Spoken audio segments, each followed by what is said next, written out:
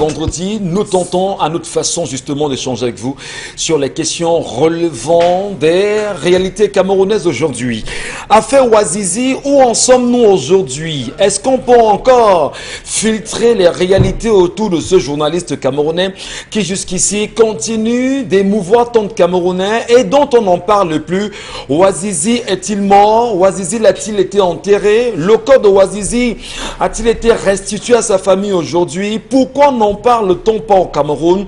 Pourquoi est-ce que les Camerounais ne demandent pas à savoir un peu plus clair, un peu plus justement, et avoir un peu plus clair justement sur cette histoire? Où en sommes-nous aujourd'hui avec l'affaire Ouazizi au Cameroun? Interpellation faite des principaux accusés autour de cette histoire. Les Camerounais continuent encore de s'en inquiéter et de se poser toutes les questions autour de l'affaire Ouazizi. Allons-nous savoir où nous en sommes aujourd'hui? On en parle.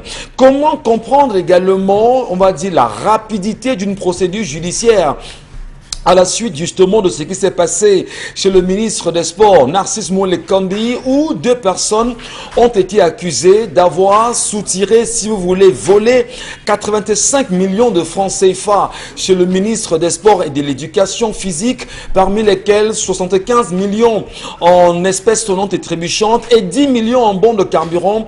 On le dit aujourd'hui, ils sont accusés et vont certainement purger pour chacun d'entre eux 10 ans de prison. 10 ans, effectivement, mais on se pose la question, quelle rapidité enfin dans les procédures judiciaires au Cameroun? Est-ce que c'est parce qu'il s'agit bien sûr du ministre des Sports et de l'Éducation physique, Narcisse Moule-Kambi, qu'on a pu voir cette rapidité dans la procédure judiciaire quand on sait qu'il y a aujourd'hui des milliers de cas pendant devant les juridictions camerounaises qui ne trouvent toujours pas solution? Nous pouvons encore le dire, oui, peut-être le Cameroun appartient à certains et pas aux autres véritablement. Comment comprendre également la sortie de Philémon Yan, qui est, vous le savez, le président de la commission régionale de supervision de la campagne du RDPC, qui il y a 48 heures le disait lors du lancement de la campagne des régionales dans le nord-ouest Cameroun. Dit-il, le nord-est pendant 30 ans a été abandonné. Est-ce que ces propos sont véritablement du ministre, de l'ancien premier ministre Philémon Yan? Est-ce qu'il pense véritablement ces propos-là? Est-ce qu'il le dit parce qu'on est en campagne pour rassurer ces derniers? Pourquoi avoir une pareille déclaration au moment où on sait que depuis 4 ans, les régions du nord-ouest et du sud-est Cameroun sont en crise? Où est-il? Quelles sont ses résolutions? Qu'apportera-t-il en même temps pour qu'il puisse avoir une paix retrouvée dans le nord-ouest Cameroun aujourd'hui? Dit-il, 30 ans après, oui, que le nord-ouest a été abandonné. Est-ce que ce sont des slogans de campagne simplement? Merci à vous, mesdames et messieurs, de trouver toujours de l'intérêt à nous accompagner chaque matin de 10h à 12h avec la grande famille. Charles Hamel, Bombok, Karine Sontier, Dominique Audrey, ensemble unis pour la même mission. Jusqu'à midi, nous allons vous servir. Bonjour à vous, Bombon Bengan, Kanje. Bonjour, monsieur Ngachou Numba, bonjour à vous, chers téléspectateurs. Une faction de l'Union des populations du Cameroun est en cours de téléchargement au sein de l'administration territoriale. Je dis bien au ministère de l'administration territoriale.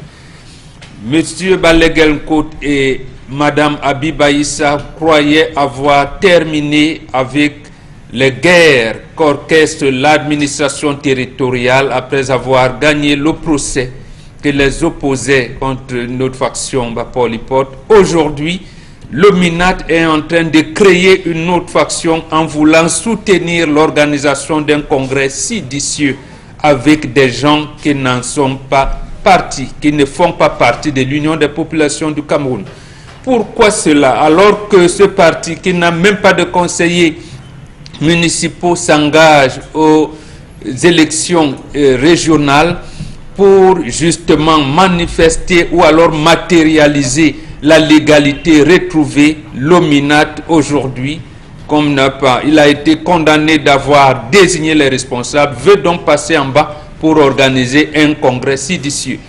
Michel Clador Pécois, tête de file de cette faction-là, avec démissionné de l'Union des populations du Cameroun pour prendre la carte du Mouvement pour la Renaissance du Cameroun. Ce parti n'ayant pas participé aux élections de février 2020 est revenu à la maison, mais son retour n'est pas encore acté par le comité directeur de l'Union des populations du Cameroun. Le voilà, il part coopter Mme Henriette Ekoué, cette dame qui ne militait plus depuis des années, mais dont on ne peut pas contester le nationalisme. Quand même, elle vient être président du comité d'organisation d'un congrès séditieux. Quand même, ce n'est pas bon. Qu'est-ce que le pouvoir veut de l'UPC? Ou alors, pourquoi le pouvoir combat-il tant ce parti qu'on dit fini, mais chaque fois qu'il veut se relever, on le combat? On va voir cette fois-ci, mais je pense, Mme Abiba, M. Balé-Guelnkot, prenez tout le monde à témoin, et l'administration territoriale, et la justice camerounaise, et le peuple camerounais, pour que le congrès projeté à Loum n'ait pas lieu. Très bien, merci beaucoup Mbon Bengan Kandji. Quand on sait bien évidemment qu'en ce qui concerne l'UPC aujourd'hui, on parle de factions, même si l'État du Cameroun, à travers la justice, a donné raison aujourd'hui à Balé-Guelnkot qui gère véritablement l'UPC. On le sait encore, l'administration territoriale reste dans une division extrême. On verra ce que ça donnera dans les jours à venir, comment l'organiser, ce congrès séditieux. La question est posée justement ce matin par Mbon Bengan Kandji. On va bien sûr le dire, que ça bouge en France aujourd'hui. Le racisme serait de retour en France. Comment expliquer qu'aujourd'hui des policiers français soient plongés dans des demandes en permanence aux Africains qui écument certainement quelques réels français aujourd'hui en demande, en leur disant rentrez chez vous. Les Africains sont en France aujourd'hui pour beaucoup et les Français demandent aux Africains de rentrer chez eux. Est-ce que ce sera un bras de fer qui pourra s'ouvrir justement avec ce qui s'est passé le week-end dernier concernant l'affaire Michel, qui fait la une des journaux aujourd'hui en France, qui a été brutalisé, sauvagé, et les images font le tour de la toile. L'Afrique est indignée par le racisme montant en France.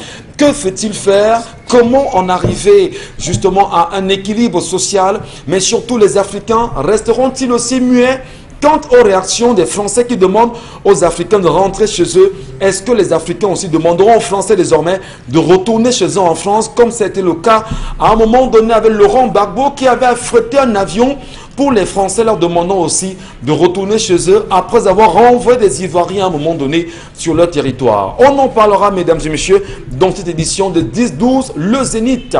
Bonjour Karine Santia. Bonjour Michel Gachou, bonjour aux téléspectateurs. Un autre bonjour spécial au ministre de l'administration territoriale, Paula Tangandji, qui demande au préfet du département de l'Océan de surseoir l'installation du chef de 3e degré du groupement Goumba de 3e degré, Sa Majesté Maxime Trésor Ngali, qui a été installé depuis la fin d'année 2019, alors que ce représentant traditionnel est en pleine campagne électorale en vue des régionales de cette année. Il demande de surseoir et il soutient que ce chef traditionnel est illégal, que son installation était illégale et le chef s'en fout de cette intimation.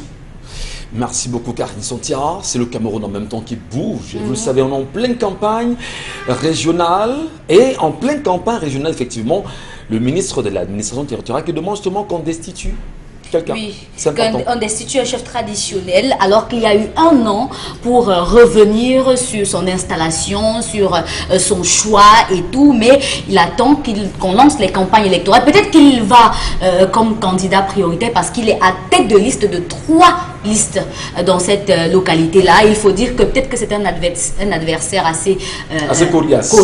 Coriace certainement. Est-ce qu'on peut destituer un chef? Oui, peut-être non. En même temps, on en parlera. Charles Amen Bachou, bonjour à vous et bienvenue ce matin. Bonjour, monsieur Michel Gachou. L'impérialisme n'a pas parlé ce matin. On aurait bien voulu savoir si dans la charte des impérialistes ce matin, vous n'avez rien vu pour nous.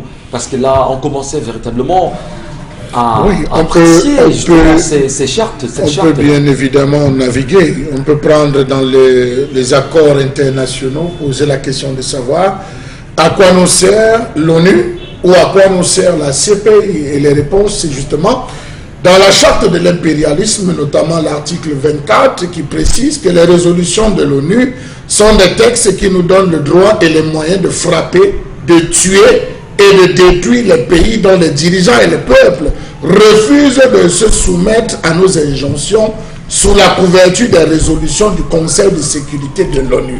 Vous pouvez bien vous rendre compte.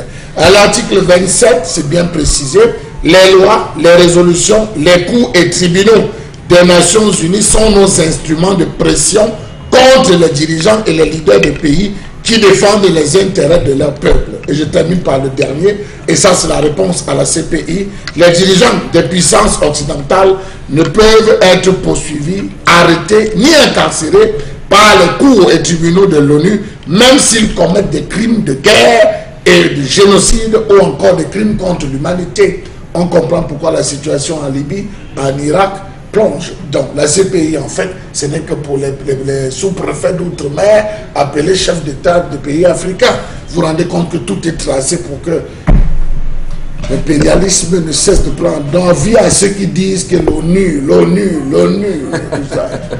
Sacré Charles Mathieu, quand on sait également que Charles de Gaulle lui-même, l'un des chefs d'État français, avait de son temps lui-même dit que l'ONU est un machin aujourd'hui.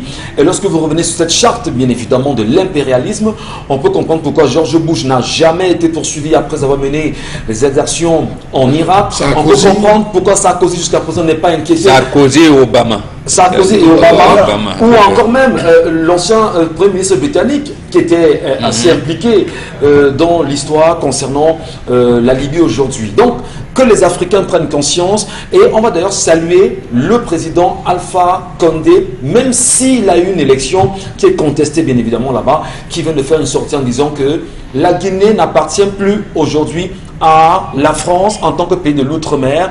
Les propos justement sont tenus par M. Damanta Camara, il faut bien sûr le préciser, et à la sortie justement d'Emmanuel Macron, qui n'a pas félicité le président guinéen pour sa réélection, mais a plutôt félicité le président ivoirien pour sa réélection. Quel contraste! L'Afrique nous appartient. Prenons conscience. L'histoire de ce matin de Dominique Audrey. Bonjour Michel Gachou, bonjour aux téléspectateurs. Ce matin, avant de déclamer l'histoire, j'aimerais dire aux téléspectateurs que vous pouvez passer par l'entremise de chacune des personnes sur le plateau pour envoyer votre histoire si jamais, au grand jamais, vous ne parvenez pas à m'avoir directement à travers le code, le compte Dominique Audrey Oyengelek officiel. Donc, l'histoire de ce matin, c'est l'histoire d'une jeune femme qui raconte que ses problèmes ont commencé depuis l'année 2010. Elle se présente comme étant une jeune femme chrétienne, pieuse, pratiquante, qui est tombée amoureuse du prêtre qui l'a confessée. Pieuse.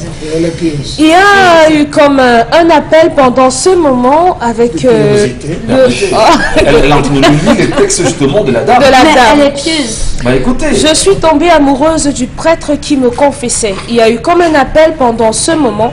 Les semaines suivantes, j'ai de nouveau initié la rencontre avec lui au point où de fil en aiguille, on s'est considérablement rapprochés malgré ses engagements religieux. Je précise qu'avec le prêtre, avant lui, j'étais toute seule et je recherchais l'âme sœur. Depuis lors, nous nous voyons et nous avons même fait une fille aujourd'hui qui est âgée de 7 ans. Seulement, depuis la rentrée, ma fille me dit que ses camarades de classe parlent tout le temps de leur père et me demandent où est le sien. Ne sachant quoi lui dire avec exactitude entre l'homme qu'elle voit à la maison et celui qui fait la prêche le dimanche, je suis confuse. À côté de ça, nous ressentons l'envie de vivre tous les deux, mais nous sommes bloqués par deux faits. Le premier, c'est le regard extérieur de la femme qui aurait amené le prêtre à nier ses engagements. Et le deuxième facteur, c'est la vérité face à ma famille qui est très attachée aux valeurs religieuses, surtout mon père. Alors, comment nous en sortir? Comment nous débarrasser de nos fardeaux qui sont les autres? Et comment protéger notre fille de 7 ans? Comment soigner nos images auprès de la société si on s'engageait? Besoin de conseils. Il y en a beaucoup. Il y en a. Officiellement, qui s'assume, qui s'affiche. Oui. Ouais. Bah, la solution est tout trouvée. Je vous écoute, Dominique Audrey. Que lui dites-vous? Elle pose quand même deux questions fondamentales aujourd'hui. Le regard extérieur Et il ne faudrait pas qu'on dise que c'est elle, la femme, qui a amené le prêtre à se désengager de son engagement. Je peux peut-être me répéter ici. Comment vous comprenez l'histoire de ce matin, Dominique? Vous en riez, mais donnez-nous votre position. Qu'est-ce que vous dites à cette femme? Non, par rapport au regard des autres, vraiment, on en a cure. Parce que vous fassiez les choses selon les normes qui vont plaire aux gens, il y en aura qui ne seront pas contents. Donc, à un moment, tellement la vie est courte, tellement on ne sait pas à quel moment on peut mourir, qu'on n'a pas à se soucier de ce que les gens vont passer, parce qu'à la fin, lorsque vous rentrerez chez vous, après avoir fait ce que la société, entre guillemets, vous demande de faire, vous ne serez pas heureuse. Vous serez malheureuse après avoir rendu les gens heureux. Donc, first of all, vous d'abord, c'est vous la priorité. Et aujourd'hui, même vous passez en second plan parce que vous avez un enfant qui a besoin de réponses. Donnez les réponses à votre enfant. Elle dira à l'enfant, je tombe amoureux d'un prêtre et nous t'avons fait. Faites abstraction de ce que c'est un prêtre. Parce qu'avant d'être un prêtre, c'est d'abord un homme qui a des pulsions, qui a des besoins et qui visiblement n'a pas pu les contenir. Il a laissé s'exprimer son hominité et il a fait un enfant avec cette femme. Donc, si l'enfant voit déjà le prêtre à la maison et sait que c'est son papa, mais continuez. Vous avez plus de 30 ans, sensiblement. Vous n'êtes plus une enfant. Faites comprendre à vos parents que voilà ce que les gens aujourd'hui estiment être un problème, une bêtise. Vous l'avez faite. Maintenant, le vin est tiré et il faut boire. Il faut boire parce qu'on ne peut pas revenir en arrière. Si c'était simplement des galipettes, on aurait pu enterrer ça, personne n'en aurait jamais su. Mais maintenant, il y a un enfant qui est âgé de 7 ans. Et après, cet enfant va entrer dans l'âge pubère. La société dans laquelle vous vivez, votre environnement, votre quartier, votre communauté va vous juger. Et si vous n'êtes pas prête à assumer, à marcher le visage haut, parce que les gens vont vous pointer du doigt, votre prêtre, votre enfant, je veux dire que votre mari, votre enfant et vous, vous partez de la ville, vous changez de ville, vous allez vivre ailleurs. Et vous laissez ces personnes-là qui n'ont jamais commis de bêtises, qui n'ont jamais péché, qui n'ont jamais rien fait de répréhensible, rester avec leur sainteté et vous avancez. Parce que la différence entre vous et ceux qui vont vous juger, c'est que vous assumez vos fautes. Seulement qu'elle ne nous dit pas si c'est elle qui a séduit le prêtre quand même. Pendant ce moment de ça confession, ne servira à rien. Où le prêtre aura péché pendant une confession. Chez les catholiques, la confession, on ne se voit pas. Vous savez comment ça se non, passe. Puisque voit. vous avez été catholique. Non, Michel, toutes les fois où je me confesse, je ne vois pas le prêtre. Je ne sais même pas qui est derrière. Non, il y en a. Il y en a. Elle ne voit pas. Ah, vous ne voyez pas? Elle dit qu'elle ne voit pas. Il y a une sorte de grille qui nous sépare.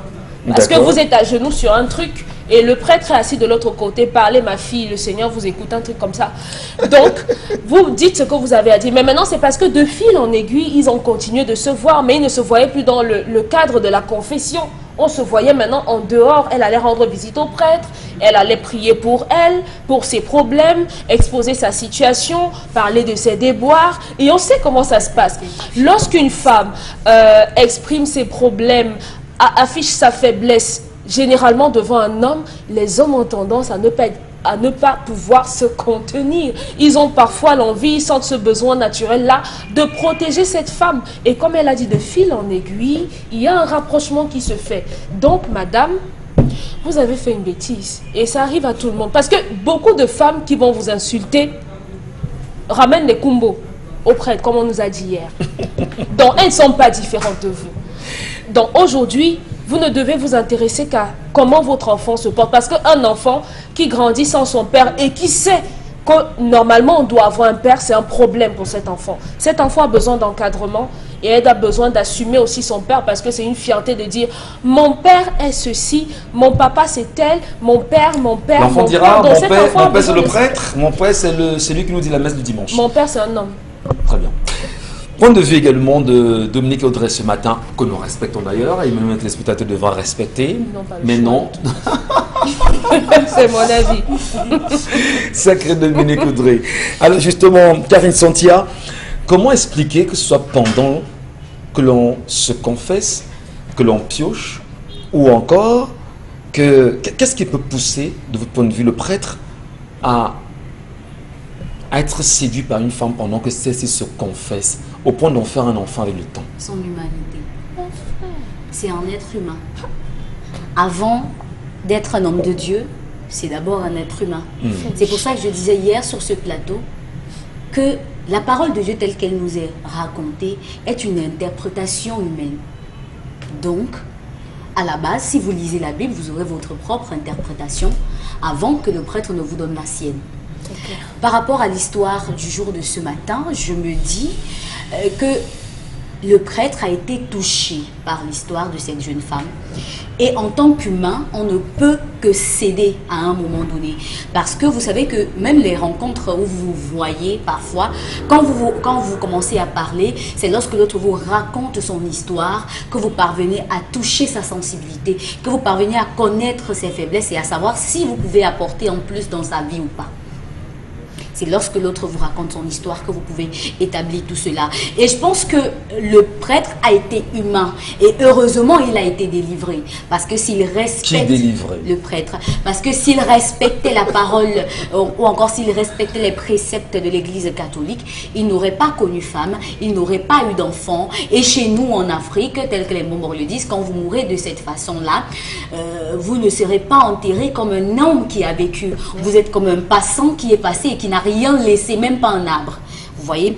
Donc là, maintenant, il commence à être un homme. C'est maintenant à lui de faire le choix d'établir, est-ce que je vais être un père pour mon enfant? Mais il faut vous dire que ce n'est pas le fil à couper du beurre, ils n'ont rien inventé. Ils sont tellement nombreux, ces prêtres qui finissent par abandonner le sacerdoce pour se consacrer à la famille qu'ils ont construit justement, ou qu'ils ont fondé justement parce que à un moment donné, on se dit on ne veut pas faire des enfants juste pour abandonner. Parce que ils sont nombreux qui ont eu l'appel de Dieu après avoir connu un certain nombre de choses dans leur vie, de sacrifices, de femmes et autres. Maintenant, il y en a qui vivent leur vie normalement en tant que prêtres et qui font juste en sorte qu'on ne le sache pas. Mais il y a plusieurs sœurs aujourd'hui de l'Église catholique qui ont des enfants, qui parfois lorsqu'elles tombent enceintes, on les envoie au Canada, on les envoie en Suisse, et ainsi de suite, pour mettre au monde leurs enfants et après elles reviennent et continuent à servir.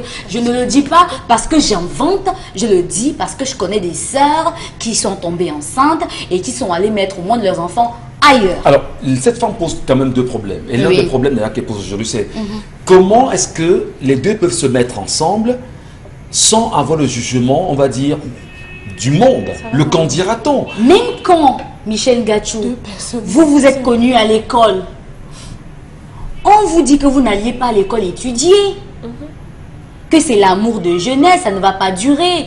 On vous dit qu'en fait, si la femme n'a pas réussi ses examens toutes les fois, c'est parce que l'homme tournait la tête de la femme. On vous dit que si l'homme n'a pas réussi tous ses examens et même son concours, c'est parce que la femme était déjà dans sa vie. Quand vous êtes adulte et que vous êtes rencontré au travail, au lieu de service, on vous dit que c'était les relations intra-professionnelles. Quand on dit que vous avez rencontré une femme dans la rue, on vous dit que c'est une femme de la rue. Quand vous rencontrez une femme Oui, au marché, mais on vous dit que c'est le marché de tout le monde. Donc ils se mettent ensemble.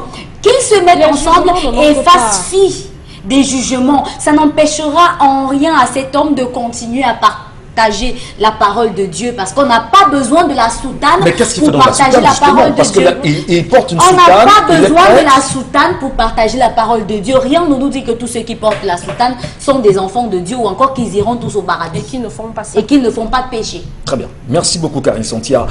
Cher Lamembatou, est-ce qu'aujourd'hui, avec l'histoire que nous présente cette dame, on n'est pas très loin de l'un des combats aujourd'hui dans l'Église catholique? Vous me permettez justement qu'on fasse le trait d'union rapidement, qui voudrait effectivement qu'on essaie de revoir la vie des prêtres. Les prêtres ne devraient-ils pas se marier pour pouvoir éviter justement cette question? On peut avoir des familles monoparentales dont le père est un prêtre et le prêtre en même temps qui chaque jour vous dit nous prenons la chasteté comme l'Église le veut. Alors, il faut dire que le célibat des prêtres date de 1079. Oui.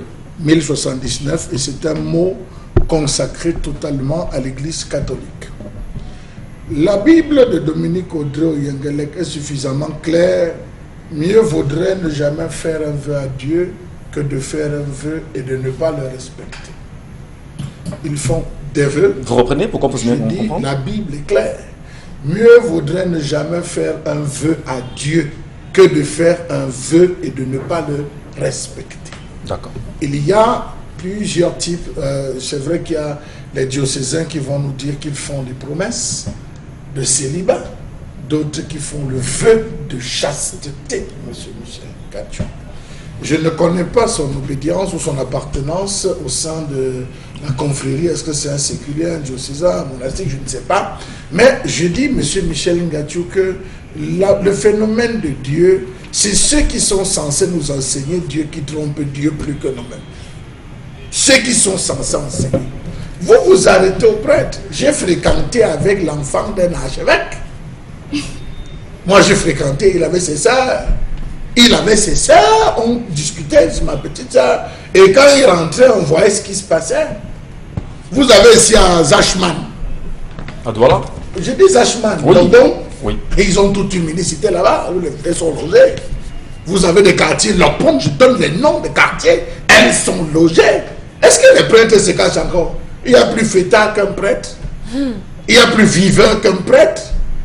Aujourd'hui, c'est des gars qui roulent dans les grosses voitures, les Prado, ils ne s'amusent pas. La preuve, vous les voyez bagarrer, je ne fais pas le procès, c'est l'histoire du jour qui nous attend. Vous les voyez bagarrer après une cérémonie où on a fait des collectes, la collecte qui devrait revenir à la veuve, ils se retrouvent déjà à se donner des coups de poing en disant que monsieur, c'est moi qui ai lancé le combo. Oui, ils vont me taper dessus, mais je suis obligé de le dire. Monsieur Michel Gatchou, quand vous parcourez Jérémie 17, verset 5, il est clair.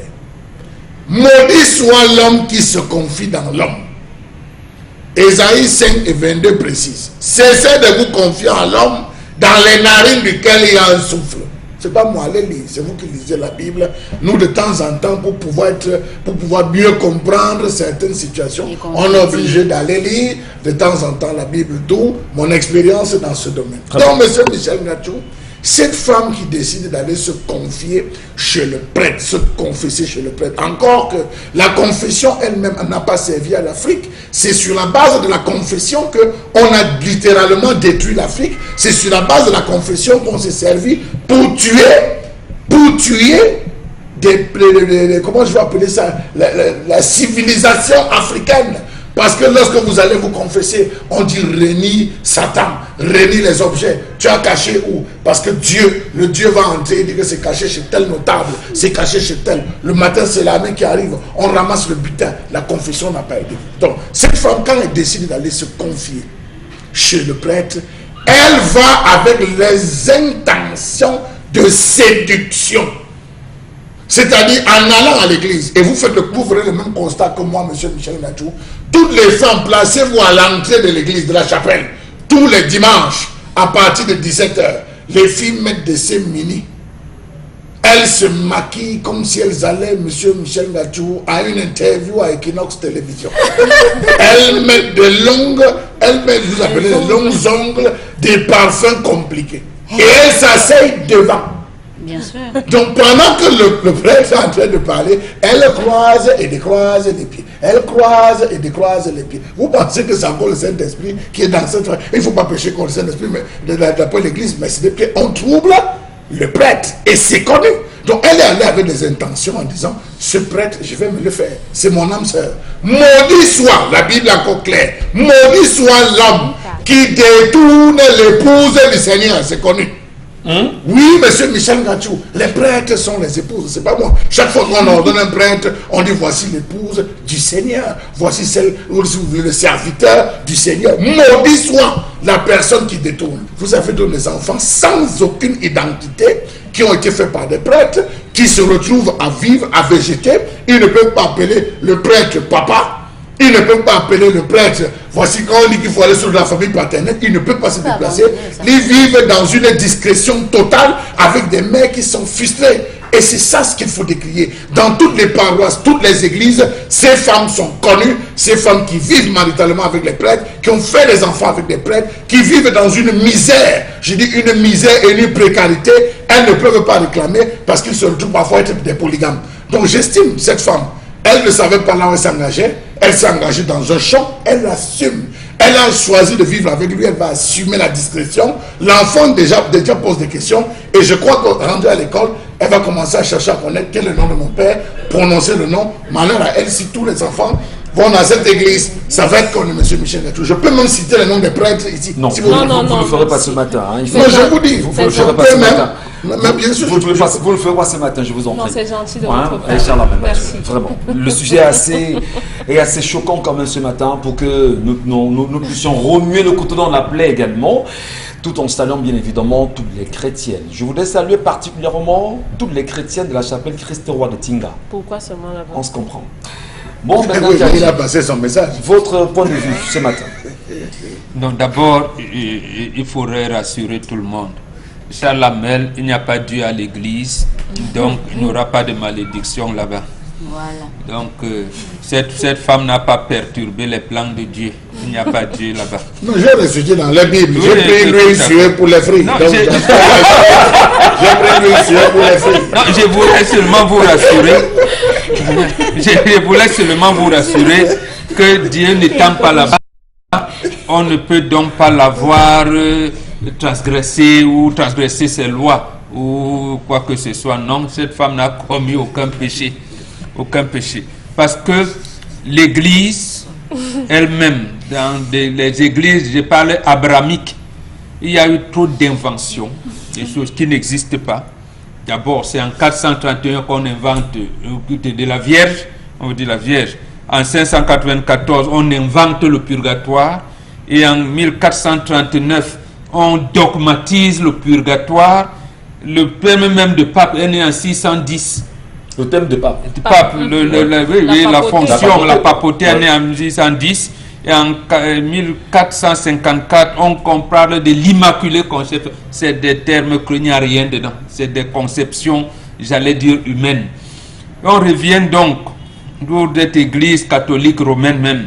Comment vous pouvez imaginer que Dieu est là-bas et que ce soit le pape Nicolas V qui institue l'esclavage, qu'il confie au roi Alphonse de Portugal, et que c'est le pape Pie II qui vient accueillir les premiers esclaves à la cathédrale de Paris. Heureusement qu'il a pris feu, mais il va encore prendre feu. Donc, je peux dire que Dieu n'est pas là-bas. Voilà, c'est une pétition. Donc, Pour nous dire que Dieu n'est pas là. Alors, pour vous dire que cette femme n'a commis aucun péché. Elle a sauvé cet homme. Elle a sauvé cet homme. Il appartient à cet homme. Non, je vous dis sérieusement. Vous n'exagérez pas, Maman Bangala. Non, lorsque nous autres, nous étions Pourquoi en avoir fait train... dans un serment, lui le prêtre, hein, pour pouvoir plonger là-dessous? Et qu'est-ce qu'il fait? Vous savez ce il qu'on peut- appelle il peut serment? enlever la soutane. Moi, j'ai prêté serment devant les ancêtres, devant Dieu. Oui. Il y a des choses que si je transgresse, je meurs, je n'ai pas... Il n'y aura Il n'y a pas de un autre transition. tribunal. Dans le C'est prêtre là qui ne meurt pas, c'est dit que ça ne sert à rien. Il C'est n'a dit- pas... Ils ont prêté serment. Le président Paul Biya a déjà transgressé combien de serments? Les Ouattara, tous ces présidents-là, ils prêtent serment, ils respectent. Et le peuple fait quoi?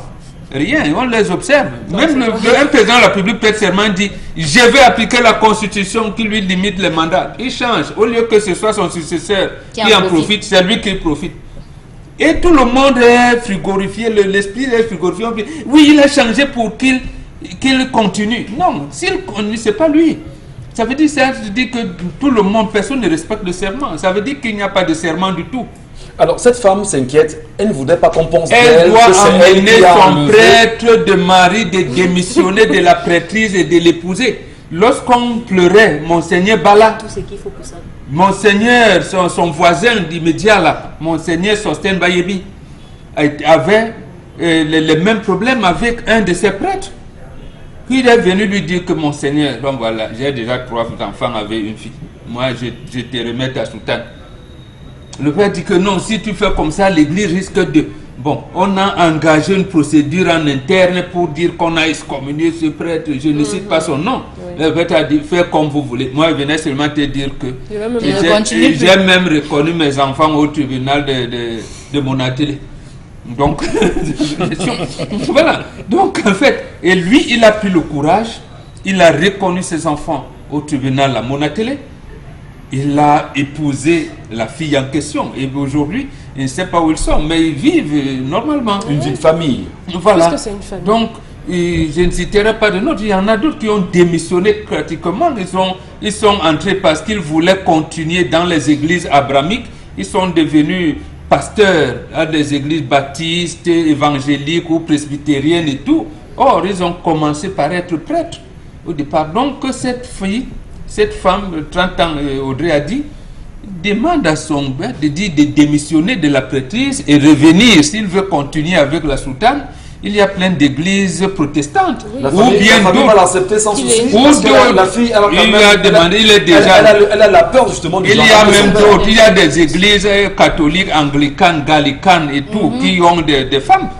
Il peut, s'il veut continuer dans cette roublardise abrahamique, voilà, qu'il entre là-dedans. Donc cette femme n'a commis aucune faute. Maintenant, elle risque justement de commettre la faute quand elle ne pourra pas répondre aux questions de son enfant. Ouais. Là, à ce moment-là, Dieu va vraiment la punir. Merci beaucoup, mon Bendian. Merci à vous, mesdames et messieurs. Vos réactions et surtout vos commentaires sont attendus. Vous avez les plateformes 10, 12, le Zénith. Vous avez Equinox TV également. Un numéro s'affiche au bas de l'écran. Mesdames et messieurs, n'hésitez pas. Nous vous lirons. Tout de suite, la colère.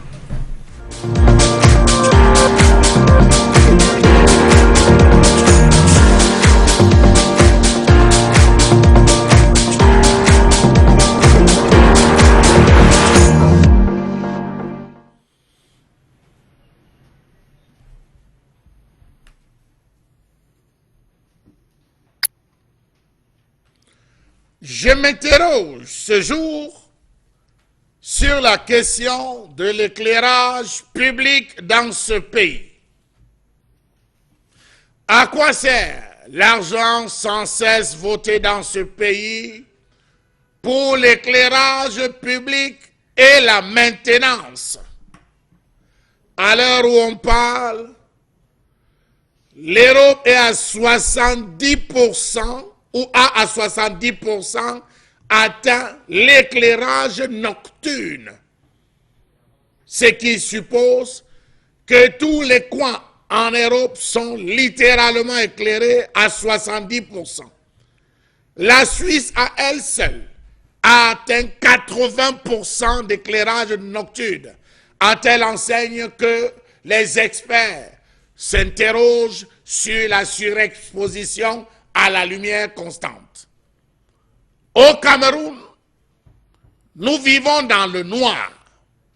Lorsque 19h sonne, c'est à peine si on peut encore commissionner un enfant, tellement les rues sont noires. Les axes véritablement baignent dans une obscurité totale. Raison pour laquelle l'illustration, on a préféré le jour. On vit au XXIe siècle dans les grandes métropoles comme il y a 60 ans dans nos villages. Il ne nous reste plus qu'à nous balader dans les rues avec des lampes tempêtes comme on le faisait à une certaine époque à Bonamouan, Bonakwamouan et Bonamikenge. Les principales villes de nos pays sont noires la nuit avec les poteaux d'éclairage comme décoration. Yaoundé, Douala, Bafoussam, Bertois et Bolova. Yaoundé a mal à son réseau d'éclairage public. Douala compte près de 300 panneaux solaires avec des résultats abracadabra. Prenez l'exemple, l'entrée de la ville de Yaoundé, venant de l'axe lourd Douala-Yaoundé, dans toute cette zone d'Ala 1 à Ala 2, Sam et même au lieu des barrières, les populations se sont résignées à l'obscurité entre agression, entre viol et assassinat. Pour l'axe Yaoundé-Simalène, il vaut mieux ne pas s'y retrouver à pied la nuit. Comment comprendre que la ville de Douala, 4 millions d'habitants, on avoisine les 5, présente un déficit énorme en éclairage public? À quelle époque remonte la dernière maintenance du réseau électrique de la ville de Douala pour parler d'elle? Rappelez-vous qu'un délégué était allé jusqu'à nous dire on ne peut pas mettre les poteaux électriques dans la ville parce qu'il y a des délinquants qui coupent. Mais on connaît où traquer les opposants dans ce pays, on connaît jusqu'où les retrouver dans les matandas, mais pour les poteaux, on ne peut pas réussir à combattre. Raison pour laquelle Douala devrait vivre dans le noir. Comment comprendre le fait qu'on se plaigne plus de l'insécurité dans certaines régions de ce pays alors qu'on en souffre gravement dans nos villes? Il y a des axes que vous ne pouvez pas prendre à une certaine heure de la nuit, des axes lourds, permettez-moi, on me dit axe lourd, mais pendant, vous ne pouvez pas prendre cette zone, vous ne pouvez pas prendre l'axe reliant, n'est-ce pas, l'extension Bonabassem jusqu'à Sable. vous allez vous faire agresser littéralement par des individus qui, aussitôt le forfait commis, réussissent à pénétrer dans la pénombre. Attendre un taxi à partir de 19h, dès que la nuit tombe, devient une entreprise risquée, tant les risques d'agression sont grands. On a des personnes qui nous installent dans le noir. Oui, on installe une image, on installe un poteau. À peine le poteau avec la lampe a-t-il fonctionné 2 mois qu'il s'arrête. On oublie de venir changer l'ampoule, on accuse la qualité de tension et basta. Ce n'est pas que l'argent n'est pas voté, l'argent est décaissé, mais utilisé à d'autres fins. Comment comprendre que la plupart des rues et quartiers de ce pays soient dans l'obscurité totale? Combien nous coûte donc l'éclairage public dans ce pays? Réponse: l'Assemblée nationale, lors des débats, nous a informé que plus de 55% de la facture d'électricité liée à l'éclairage public est payée chaque année par l'État du Cameroun. 55%, nous dit-on. Comment comprendre que le premier poste de consommation, selon une étude commandée par le gouvernement du Cameroun, soit l'éclairage public? On nous a habitués à ce que, de décembre en janvier, les villes de ce pays sont illuminées. Vous allez voir dès le 1er décembre, on va illuminer le boulevard de la République, on va illuminer le rond-point 4e, on va illuminer un peu salle de fête. Vous allez croire que vous êtes dans l'illumination. Dès janvier, le même bus qui avait installé va venir enlever, on va aller laver, garder en attendant le prochain décembre. Comment comprendre que seuls les phares des véhicules éclairent la chaussée dans la ville de Douala? Oh, il est difficile de les apporter. Devrait-on encore le vivre au XXIe siècle? De la poste d'Aqua au rond-point 4e, plus d'une centaine de panneaux solaires ont été installés, mais hélas, pour quel type d'éclairage? Les principales villes de ce pays souffrent d'un problème de vétusté des réseaux et non-stabilité des réseaux électriques, le vandalisme, l'appareillage, le manque de sérieux des entreprises adjudicataires, parce que c'est les entreprises des cousines, c'est l'entreprise des épouses, des responsables des principales mairies des villes, c'est les Njomba, il faut le dire, qui gagnent les marchés et qui se retrouvent à dire je livre ou je ne livre pas, quoi me fait?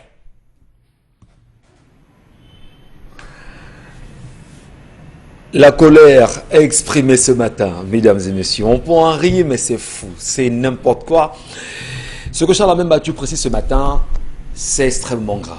Je voudrais vous parler d'abord de l'Est Cameroun. Allez justement à l'Est Cameroun, à Bertoua en réalité. Bertoua, éclairage public, on n'en parle pas. Je parle de ce que je connais. Allez à Ebolova, incroyable. Vous dites incroyable.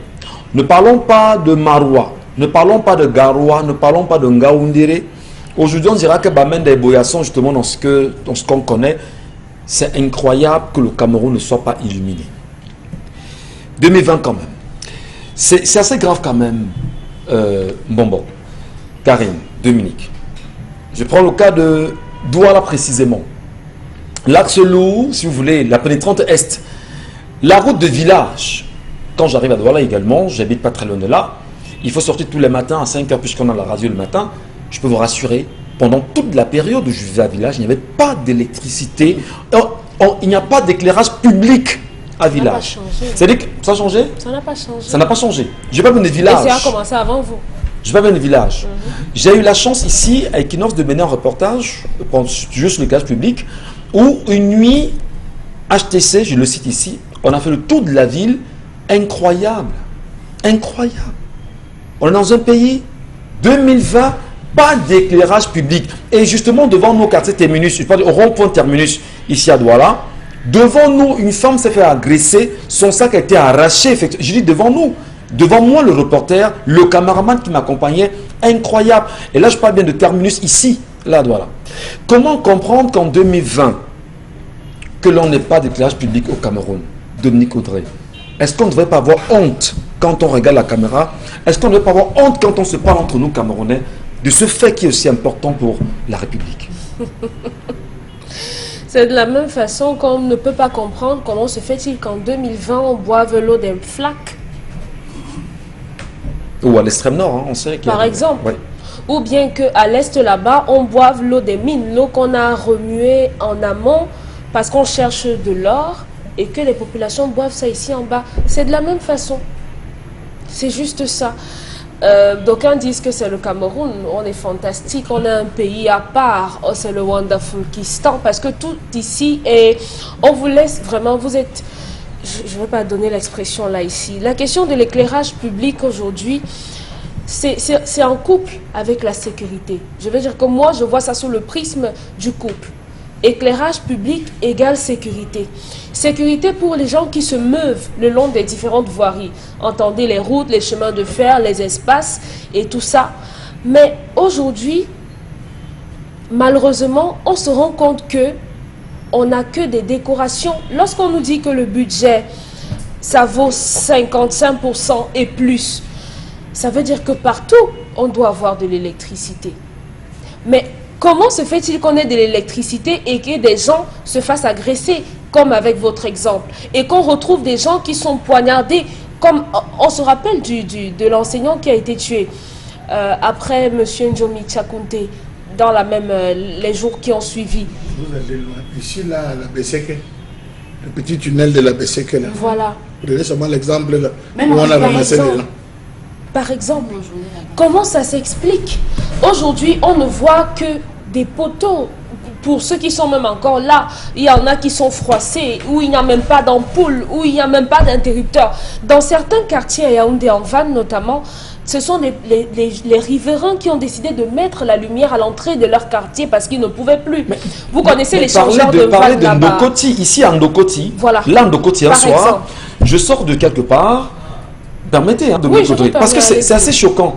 Je sors de quelque part et il pleut à verse. Et il faudrait que j'arrive chez moi. Et je demande au motoman, bah, est-ce que tu peux m'accompagner à la maison? Il me dit oui, je vous accompagnerai. Et quand on arrive au niveau du tunnel de Côte, je dis mais pourquoi il n'y a pas d'électricité ici? Sa réponse m'a fait froid dans le dos. Il me dit non, lorsqu'on la lumière on casse. Il dit mais qui met la lumière? Non, lorsque la mairie passe, on met la lumière on casse. Mais qui casse? Il me dit les boys. Les boys c'est qui? Il me dit non, ceux qui cassent ne veulent pas qu'on les voit dans le noir. Et c'est incroyable qu'on ne trouve pas une solution à ça. Pas de feu de signalisation. Et c'est toute une lignée jusqu'au niveau de leur baba sans éclairage. Incroyable. Ils n'ont pas de problème avec ça. Est-ce que vous pensez que lorsqu'ils rentrent chez eux, ils empruntent ces chemins? Est-ce que lorsqu'ils rentrent chez eux, ils ont déjà été agressés à ces endroits? Non. Donc, les gens ne se sentent touchés que lorsqu'ils ont vécu quelque chose. C'est vous et moi qui sommes agressés. C'est vous et moi qui perdons les choses le long de ces chemins-là. C'est vous et moi ou bien ce sont nos soeurs qui sont violées dans ces endroits sombres-là. Mais pas eux. Donc personne, ils ne peuvent pas se sentir interpellés. Mais et c'est ahurissant qu'on donne. Ils vivent à prison, ils vivent à Denver. Par exemple. C'est ça? Par exemple. Ils Ils n'ont vivent pas à- le même problème que Ouais. vous. Donc c'est pour ça que nous, on peut s'en plaindre, mais eux, ils vont vous rire au nez en disant parlez, ça vous engage, ça ne nous regarde pas. Aujourd'hui, notre société, il n'y a rien à vendre. Vous voyez que même de façon touristique, si un étranger arrive ici et qu'il emprunte le chemin de Ndokoti, Ah, pardon. vraiment. Pardon. Ne faites pas Vraiment. avoir honte de Nico. Non, on devrait. Non, on a suffisamment honte comme Peut-être, ça. Hein. Vraiment. La honte va peut-être faire changer les choses. Qui a honte La ici? honte va faire que les choses s'arrangent. On vous dit que ce sont les boys qui cassent. Et M. Mbachua vraiment a peint un tableau. On est capable d'aller retrouver Bibou Nissak chez lui. Il est identifiable. On peut le trouver n'importe où. Mais on ne peut pas arrêter les boys qui sont peut-être des amis, des microbes, qui entrent et qui vont agresser les gens chez eux. On ne peut pas, on ne veut pas, on ne fait rien du tout. Dans d'autres pays, c'est depuis le 19e siècle qu'on travaille sur l'éclairage public. Depuis le 19e siècle. En France notamment. Avec des lampadaires, des lampes sur les boissons. Par exemple. Mais vous ici, en 2020, vous n'avez rien du tout. Mais on vous dit que c'est 55% de votre budget. Dixit, le ministère de l'eau et de l'énergie. Et on va comme s'interroger de Karine Sontia. Là, Douala précisément, on a Bassadiné, on va dire qu'il vient d'arriver. Il a 5 ans justement. Est-ce qu'on attend justement sur des éléments comme ça? Je parle du maire de la Le ville. 1er décembre. Il n'y a pas que lui. On a sur le Yaoundé, on a sur des grandes, de toutes les villes du Cameroun. On les attend sur ces éléments au moins, non? Oui, justement, parce que le maire de Yaoundé, particulièrement Lucas Tangana, si je ne me trompe pas, a lancé un appel d'offres afin d'avoir d'équiper ou encore d'assurer la maintenance de l'éclairage public dans la ville de Yaoundé. Et l'appel d'offres là s'élève à 50 millions de francs CFA. Et dans cet appel d'offres là, il faut la contribution ou encore il faut l'implication des maires des différents arrondissements. J'en vous dit Karine Santia, et l'appel d'offres c'est 50 millions de francs CFA. Qui Qui va gagner ce marché? Attendons voir. Comme Charles Amel l'a dit, la copine de tel, la femme de tel. Mais je vous dis qu'il y a eu un appel d'offres aussi pareil, lancé par le ministère de l'Habitat et du Développement urbain en 2016. Ce que monsieur Michel Ngachou veut vous dire, c'est que ces appels d'offres, c'est le on sait déjà qui sont ceux qui ont gagné. Oui, justement. C'est pour cela que je vous explique en prenant un autre exemple d'appel d'offres en 2016 avec le ministère de l'Habitat et du Développement urbain qui avait lancé un appel d'offres. Ça, c'était même dans le cadre du financement des financements C2D, donc c'était même pas un argent même de l'État du Cameroun ou de nos contribuables. Il fallait installer 80 lampadaires à Bafoussam, 60 lampadaires à Bertois et 100 lampadaires à Garoua, ce qui faisait 240 lampadaires dans les trois villes. Et le montant total était de 816 millions de francs CFA pour équiper ces trois villes-là de lampadaires. Donc, à l'échelle nationale, quand même, il y a des choses qui sont faites parce que si vous voyez qu'il y a des projets comme ça qui ont été mis sur pied, on peut défendre un bilan à la fin de son mandat, on peut défendre 60 lampadaires à Bertois. Okay. Je vous dis Bertois, allez à Bertois, Bertois n'a pas de lampadaire. Bertois n'a pas de lampadaire. Il dit qu'il y a 100 à Bafoussam. Pas très loin du tribunal, je crois. Michel Ngachou, on dit que 100 lampadaires à Bafoussam. Toute la ville de Bafoussam. À installer en 2016. Et nous sommes vous insistez sur les chiffres 100. Donc, vous 100, c'est normal ou c'est... C'est justement là. Je veux d'abord dire que déjà que 100, ce n'est pas normal. Après, on ne voit même pas d'abord les 100 être installés. C'est de ça qu'il est question. Qu'est-ce qu'on fait les audits dans ce pays? On veut comprendre. Il n'y a pas d'audit lorsque vous gagnez un marché. Vous dites que vous avez livré le marché. On ne vient pas justement s'enquérir de la faisabilité. C'est quoi ce pays dans lequel on vit? L'ancien délégué Tonné Fritz avait demandé qu'on installe des lampes solaires. Des lampes éclairage solaire sur le boulevard de l'autre boulevard vers l'hôtel de la Centre de Cité, M. Michel Ngachou. La Liberté, merci, le boulevard de la Liberté. Ah, lui-même est passé nuit, les gars, il dit ça, c'est quoi ça? Je dis lui-même est passé la nuit. La qualité de l'éclairage, je parle, il nous regarde. C'était tellement approximatif qu'il a demandé qu'on enlève. Mais je dis, c'est un vol à ciel ouvert. Monsieur Ngachou, prenez l'exemple seulement des quartiers, des nouveaux quartiers de la ville de Douala, comme l'Orbessou par exemple. Lorsque vous quittez du carrefour Rond-Point Petit Pays jusqu'à Rhône-Poulain, et puis vous quittez de Rhône-Poulain pour l'Orbessou, je ne fais pas sans publicité, Nickel Oil, vous voyez que tout est dans le noir. Même leur pomme, partant de Rhône-Poulain. Justement, tout est dans le noir. Vous circulez à moto ou dans votre véhicule, c'est seulement les lumières des boutiques voisines qui éclairent, qui arrivent un peu au niveau de la route, qui vous permettent de voir un peu. Donc si votre véhicule à ce moment-là perd ses phares, vous allez regretter, et tant pis pour vous. Mais à ce moment-là, il y a des coupeurs qui vous attrapent et qui vous pillent, qui vous dépouillent complètement de vos biens dans cette rue-là. Vous ne le dites pas très bien. Tout à l'heure, madame les téléspectateurs, permettez, je vous en prie. Madame, messieurs. Et puis pocket. Oui. Il est important que les Camerounais qui nous regardent ce matin prennent conscience. On en reparle. Prenez la télécommande en même temps, oui, et que vous nous regardez, soyez les bienvenus. C'est pas ce que vous faites ce matin, c'est pas ce que vous faites en ce moment. Ben, merci à vous de rester présents, mais surtout de prendre conscience des réalités camerounaises, de prendre conscience qu'ensemble nous devons construire ce pays qui est pratiquement en lambeaux et qu'il faudrait justement remettre debout quoi qu'il en soit. Est-ce que nous pouvons, nous Camerounais aujourd'hui, identifier les ennemis qui sont les nôtres? Est-ce que nous connaissons justement ceux qui sont ceux-là tapis dans l'ombre, qui tirent le Cameroun vers le bas? Et Charles a même battu justement ce matin dans la colère exprimée concernant l'éclairage public, a évoqué un fait assez difficile à comprendre. Qui sont ceux qui s'occupent de l'éclairage public au Cameroun? Et il a pris un exemple important. Regardez le boulevard de la Liberté aujourd'hui. Qui est-ce qui avait gagné le marché en vue d'installer bien évidemment les lampadaires solaires de ce côté-là. Qui avait gagné le marché? Le nom est connu, la personne est connue aujourd'hui. Est-ce qu'on a pris au moins un temps soit peu le temps de lui demander des comptes? Avons-nous eu le courage de le faire? Et les Camerounais, justement aujourd'hui, conscients qu'il n'y a pas d'éclairage public, qu'est-ce que nous faisons au quotidien pour demander au gouvernement camerounais, pour demander, si vous voulez, au gouvernant, au ministre du développement urbain et de l'habitat, de nous en donner justement? Que font les maires de la ville? L'éclairage. L'éclairage public. Je vous ai pris les exemples ce matin de la route, je ne vis pas des villages, jusqu'à Yassa. Que dire des axes lourds? Aujourd'hui, les accidents sur la route sont le propre de ça. Vous avez fait la route de l'Ouest il y a sensiblement 2 semaines. Regardez, si ce n'est pas éclairé, la première fois où je prends le tronçon qui mène à Bafan, là-bas, puisque la route serpente un peu, je vous promets que c'était ahurissant. Vous êtes passé en dessous de la première station, là. Vous êtes passé par le bas et non dans la ville.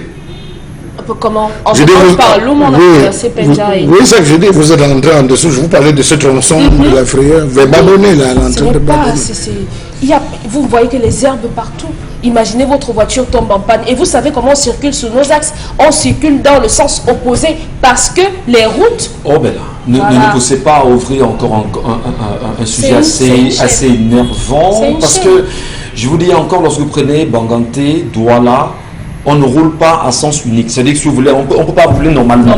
On roule serpenté parce qu'on évite les nids de poules, les nids d'éléphants, etc. Voilà. Maintenant, pour revenir à l'éclairage public, en fait, on va d'abord donner la parole à Mbombo sur cette question. Mbombo, vous connaissez le problème. On interpelle les maires actuellement. Est-ce que les maires peuvent d'abord faire le dit de ce que les anciens maires ont fait avant pour pouvoir solutionner, si possible, le problème pour le bien des populations camerounaises aujourd'hui? Non. Vous parlez des principes, oui, c'est comme ça que ça devrait être fait. Mais les maires ne font l'audit des anciens maires que s'il faut leur faire des problèmes. Lorsque le parti exige qu'on fasse des problèmes en Mbombo, qui a dirigé la mairie et dont la main était comme l'équerre. Donc, voilà, on dit qu'il a l'équerre. Donc, comme il a l'équerre, la main, on va faire son audit. Mais sinon, on ne fait rien. Je vous prends un cas. D'abord, vous connaissez la commune de Bonnet, puisque vous avez pris cette route. La commune de Bonnet. Dans le Mungo. C'est dans le Mungo, effectivement. Voilà. Ils avaient, parce que les municipalités ont leur loi qu'on appelle délibération. La commune de Bonnet s'est réunie le 6 mars 2019 et adopte une délibération où l'éclairage public devait coûter pour la ville de Ndungue, parce que Ndungue, quand même, c'est un bon centre, 20 millions de francs par photovoltaïque. C'est ce que vous appelez solaire et tout ça. Du 6 mars 2019 jusqu'à aujourd'hui, ce n'est pas encore arrivé. Bon, Charles a parlé de détournement. Moi, je ne parlais pas de détournement. Mais je sais, la loi de l'argent est là. Puisque cette délibération disait que le maire est autorisé, moi c'était une dame, je ne cite même pas son nom, madame le maire est autorisée à prendre les 25 millions pour consacrer 20 millions à l'éclairage public en Ndungue et les 5 millions pour une zone récréative. Donc il y a quand même des parties, il dit qu'on peut, la mairie s'occupe de ça, des zones, des espaces verts, des endroits, la bibliothèque municipale, il faut avoir des espaces où les bibliothèques où on peut s'amuser. Ça n'existe nulle part. Donc, vous allez vous rendre compte que les 25 millions là, bon, c'est parti où je n'en sais rien. C'est donc comme ça, presque partout, dans les 360 communes du pays et dans les 14 mairies qu'on appelait communauté urbaine hier, les mairies de la ville. Ouais. C'est comme ça, pratiquement partout. Et tout ça, ce qu'on appelle les tutelles des mairies, donc les préfets, qui sont les délégués départementaux du ministère en charge de l'administration territoriale. C'est lui qui gère. Donc, si le maire ne fait pas, c'est que le préfet est au courant. Et si le préfet est au courant, il fait quoi? Vous voyez donc que la chaîne est large. Et c'est pour cette raison que vous verrez que pour certains maires, quand le maire estime que on va dégrader la route, les grumiers risquent de dégrader la route, on arrête. Non, tu vois le préfet, le sous-préfet venir vous dire que mais non, vous n'avez pas, c'est moi, c'est la voie publique, c'est moi. Donc, quel est donc le projet pour l'épanouissement des populations en question? Il n'y en a pas. Il n'y en a pas. Donc, il faut aujourd'hui que les maires commencent à se dire que nous avons les projets d'urgence et que vous, les autorités administratives, vous avez vos plans sectoriels de développement. Maintenant, parce que je vais rester là dans le cadre, j'allais dire, des civilités républicaines. Lorsque l'autorité administrative est pour le cadre des plans sectoriels de développement, on va vous dire que l'électrification rurale va coûter pour nos communes cette année tant, et que le ministère en charge de cette affaire-là dise que dans les 360 communes, nous avons donné une dotation de 2. Ça, vous ne verrez jamais. Même ce que je parle là pour la commune d'Abonné, vous savez d'où ça vient? Non. C'est la coopération française. Incroyable. Oui. Dans le fonds qu'on appelle CD2, qu'on a mis dans un organisme gouvernemental qu'on appelle Programme National de Développement Participatif, PNDP. Heureusement que cette structure est dirigée par une femme. Je vous dis, cette femme, je ne la connais pas particulièrement, mais je vois cette mission. S'il n'y avait pas cette femme-là, je pense que y a même les bornes fontaines, les forages qu'on fait, je pense qu'on n'aurait pas eu. Donc, les quelques panneaux de tonnerre dont on parlait dessus, c'est précisément parce que cette femme, on l'empêche de travailler. Parce que ça aussi, il faut le dire. Pour quel intérêt? Si on laissait la dame qui dirige le PNDP travailler avec le déploiement qu'elle fait, franchement, beaucoup de choses auraient. Parce que la France, quand elle a dit j'annule la dette, bon, elle s'était déjà payée. Je ne pensais pas que c'était.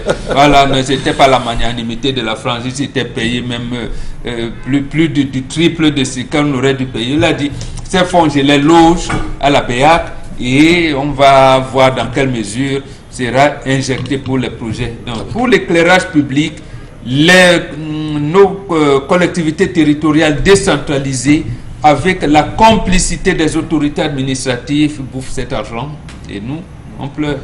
Non seulement on va pleurer, mais prenons-nous conscience justement, qu'est-ce qu'elle est de faire en même temps?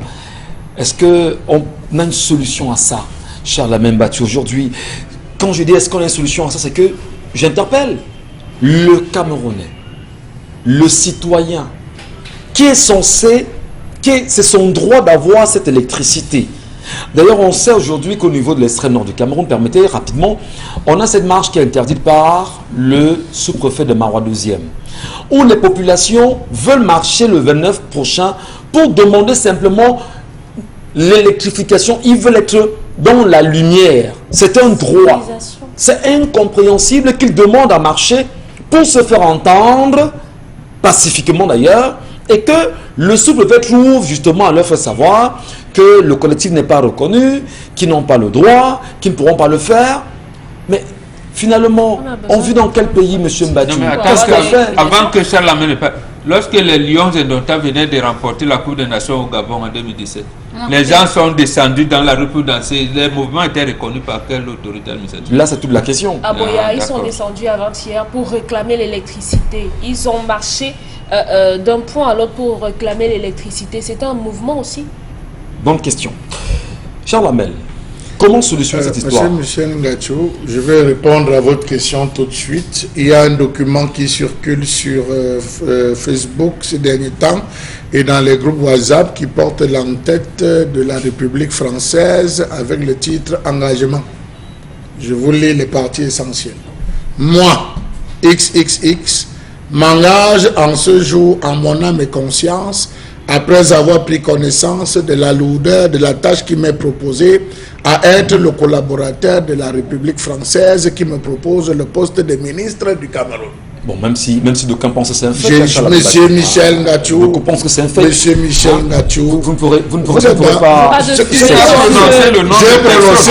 pas prononcé le document, on le connaît. Monsieur Michel Ngachou, je vous ai lu la formulation. D'accord. En plus, je vous lis la formulation, c'est le fait que je n'ai pas donné de nom. Je promets de protéger les intérêts des citoyens camerounais et ceux de la France, pays ami. Alors, monsieur Michel Ngachou, quand vous parcourez un tel document d'un engagement, ce n'est pas la République du Cameroun qui reconnaît les mérites de l'individu, mais c'est la lourde charte. C'est-à-dire qu'il lui est c'est la République française qui lui propose le poste de ministre. Bon, partant de là, vous vous rendez compte qu'on est en même de ne pas pouvoir défendre les intérêts des Camerounais, mais protéger ceux qui vous nomment. Donc tous ces ministres camerounais en fait sont là pour protéger le pouvoir. Vous comprenez donc pourquoi ces ministres, ces cadres ont la nationalité française. N'allez pas chercher de loin. De midi à 14h, je ne suis pas au niveau du fond, de la forme, je suis au niveau du fond. Monsieur Michel Ngatsou, la ville de Douala a payé pendant près de 10 ans 1 milliard en termes de consommation électrique d'éclairage public. Vous êtes d'accord avec moi? Très bien. 1 milliard. Ces 1 milliard sont matérialisés où? Comme nulle part. Comment? Sur quel tronçon? En termes de consommation. Prenez la direction des douanes, tout l'axe de boulevard, l'axe lourd de la direction des douanes, jusqu'à l'échangeur du rond-point. C'est éclairé? C'est éclairé, monsieur Michel Ngatsou? Ce n'est pas éclairé, c'est pas du tout, pas du tout. Monsieur Michel Ngatsou, l'éclairage public tient compte de 2 facteurs. L'environnement, un environnement où il y a beaucoup d'herbes, des fleurs, l'éclat des fleurs par rapport à la lumière, ça joue sur la lumière. La qualité du goudron. Vous allez voir des personnes qui utilisent ce qu'on appelle des phares laser. Lorsqu'ils sont sur un certain type de goudron, ça n'éclaire pas. Lorsqu'ils vont sur un autre type, vous voyez, les phares sont visibles et c'est la raison pour laquelle on a homologué en termes. L'éclairage, c'est quelque chose de sensible. Nous n'avons pas de ville éclairée. Ce sont les panneaux publicitaires qui éclairent. Nous avons des lampes tempêtes qu'on appelle éclairage public au Cameroun, ce qu'ils ont baptisé éclairage solaire. En termes d'accident, est-ce que vous savez que à cause du manque de l'absence d'électrification urbaine, nous nous retrouvons à 30% de personnes qu'on racle la nuit, monsieur Michel Ngatsou. Je vous prends l'axe lourd, l'axe Bépanda, Sable. On racle, permettez-moi l'expression, on renverse des gens la nuit parce que pour pouvoir traverser, si vous avez de mauvais phares, le gars qui veut traverser va croire que c'est une moto qui est en train de venir, il se retrouve en tête d'erreur. Pareil pour le boulevard de la République. On n'a pas de sécurité dans une ville. Nous avons réduit, en 20 ans, nous avons reculé de 70%. Est-ce que vous avez connu la ville, monsieur Michel Ngatsou? La ville de Yaoundé à l'époque d'André Fouda? Je ne parle pas, il n'a rien à voir avec André Fouda. Non, je t'ai pas encore dit. André Fouda. Avec André Fouda, non, mais avec Emma Basile, oui. Alors, on s'est battu, ils se battaient pour l'éclairage public avec les moyens qui leur étaient donnés, monsieur Michel Ngatsou. Vous parlez bien d'André Fouda, le tout premier. André Fouda. Oui. Même mes frères qui avaient la chance d'aller en ville, nous, parce que moi j'étais en campagne, disaient qu'ils apprenaient sur l'éclairage public. Lorsque le réseau public était différent, ça veut dire les réseaux domestiques et les lignes prioritaires, lorsqu'on coupait le courant dans les quartiers, beaucoup d'étudiants sortaient comme disaient bon, pour venir s'asseoir sur les panneaux pour pouvoir étudier, parce que jamais, au grand jamais, on ne coupait l'énergie à ce niveau. Donc vous êtes dans un pays où vous sortez de chez vous, vous êtes au goudron. Disons comme ça, je sors du quartier, je suis au goudron pour chercher le benzikin, il n'y a pas d'éclairage. Je suis avec un malade, je dois accompagner un enfant, que dit des risques secondaires. Mais nous sommes rentrés des années, parce que le copinage. Je vais vous prendre le cas, l'ensemble des marchés qui avaient été donnés concernant l'éclairage, M. Michel Ngatsou, ont été donnés à des individus qui n'ont pas acheté le matériel adéquat. Pour Ndokoti, il y a un jeune étudiant de l'université de l'ESSEC qui avait fait un rapport qui avait déposé, M. Michel Ngatsou, au niveau de la communauté urbaine de l'époque, disant qu'il y a des lampes, il existe un système de lampes qu'on peut encastrer au mur, M. Michel Ngatsou, et où c'est le polyplastique, si vous frappez des bâtons, comment ça ne peut pas casser, ça va éclairer. On pouvait le faire pour les différents tunnels, on pourrait l'adapter. Il y a des lampes même qui éclairent dans l'eau. Il a expliqué et présenté en disant, voilà un marché qu'on pourrait bien développer, un secteur qu'on peut développer pour éclairer, combattre l'incivisme. Mais que ça rien. On a pris, on a dit, vous n'avez rien à nous dire. Regardez ce qu'on a installé, qu'on appelle lampe. Regardez ce qu'on a, on peut acheter des lampes de 3 à 100 en Chine. 3 à 100 francs en Chine, c'est ça qu'on peut acheter pour venir nous installer dans nos différentes ruelles. Mais c'est se moquer des Camerounais. Charles Amembachou, dans un instant, on va prendre justement les messages des téléspectateurs. Mais avant, je voudrais au-delà des grandes villes dont vous avez fait évocation ici et dont on fait évocation depuis un petit moment, madame, monsieur, allez dans les villages. J'ai encore eu la chance, il y a 2 semaines, d'aller dans mon village à Banganté. Partant de Banganté pour Bassamba, je ne sais pas si vous connaissez justement, s'il y a l'éclairage, je ne sais pas. Partant de Banganté pour Bangoula, incroyable. Pareil à 10 ans. Partant de Banganté, partons du centre-ville, en Balmayo. c'est incroyable. Il n'y a pas de lumière au Cameroun. Est-ce qu'on peut au moins, pour une fois, demander au peuple camerounais, qu'est-ce que vous faites de ça? Non, d'abord, il faut dire pourquoi. Pourquoi, mon bon? Il a parlé de l'éclairage public, vous êtes allé dans la lumière. Non. 1973, le président Aïdjo a délégué 2 personnes pour étudier comment on devait avoir une société de l'énergie électrique au Cameroun. Vous savez qui c'était? Nyad Difendi. Nyad Difendi et Paul Biya. Très bien. Ils arrivent. C'est-à-dire que Paul Biya connaît le problème. Oui, ok. Je vous réponds comme vous quartier.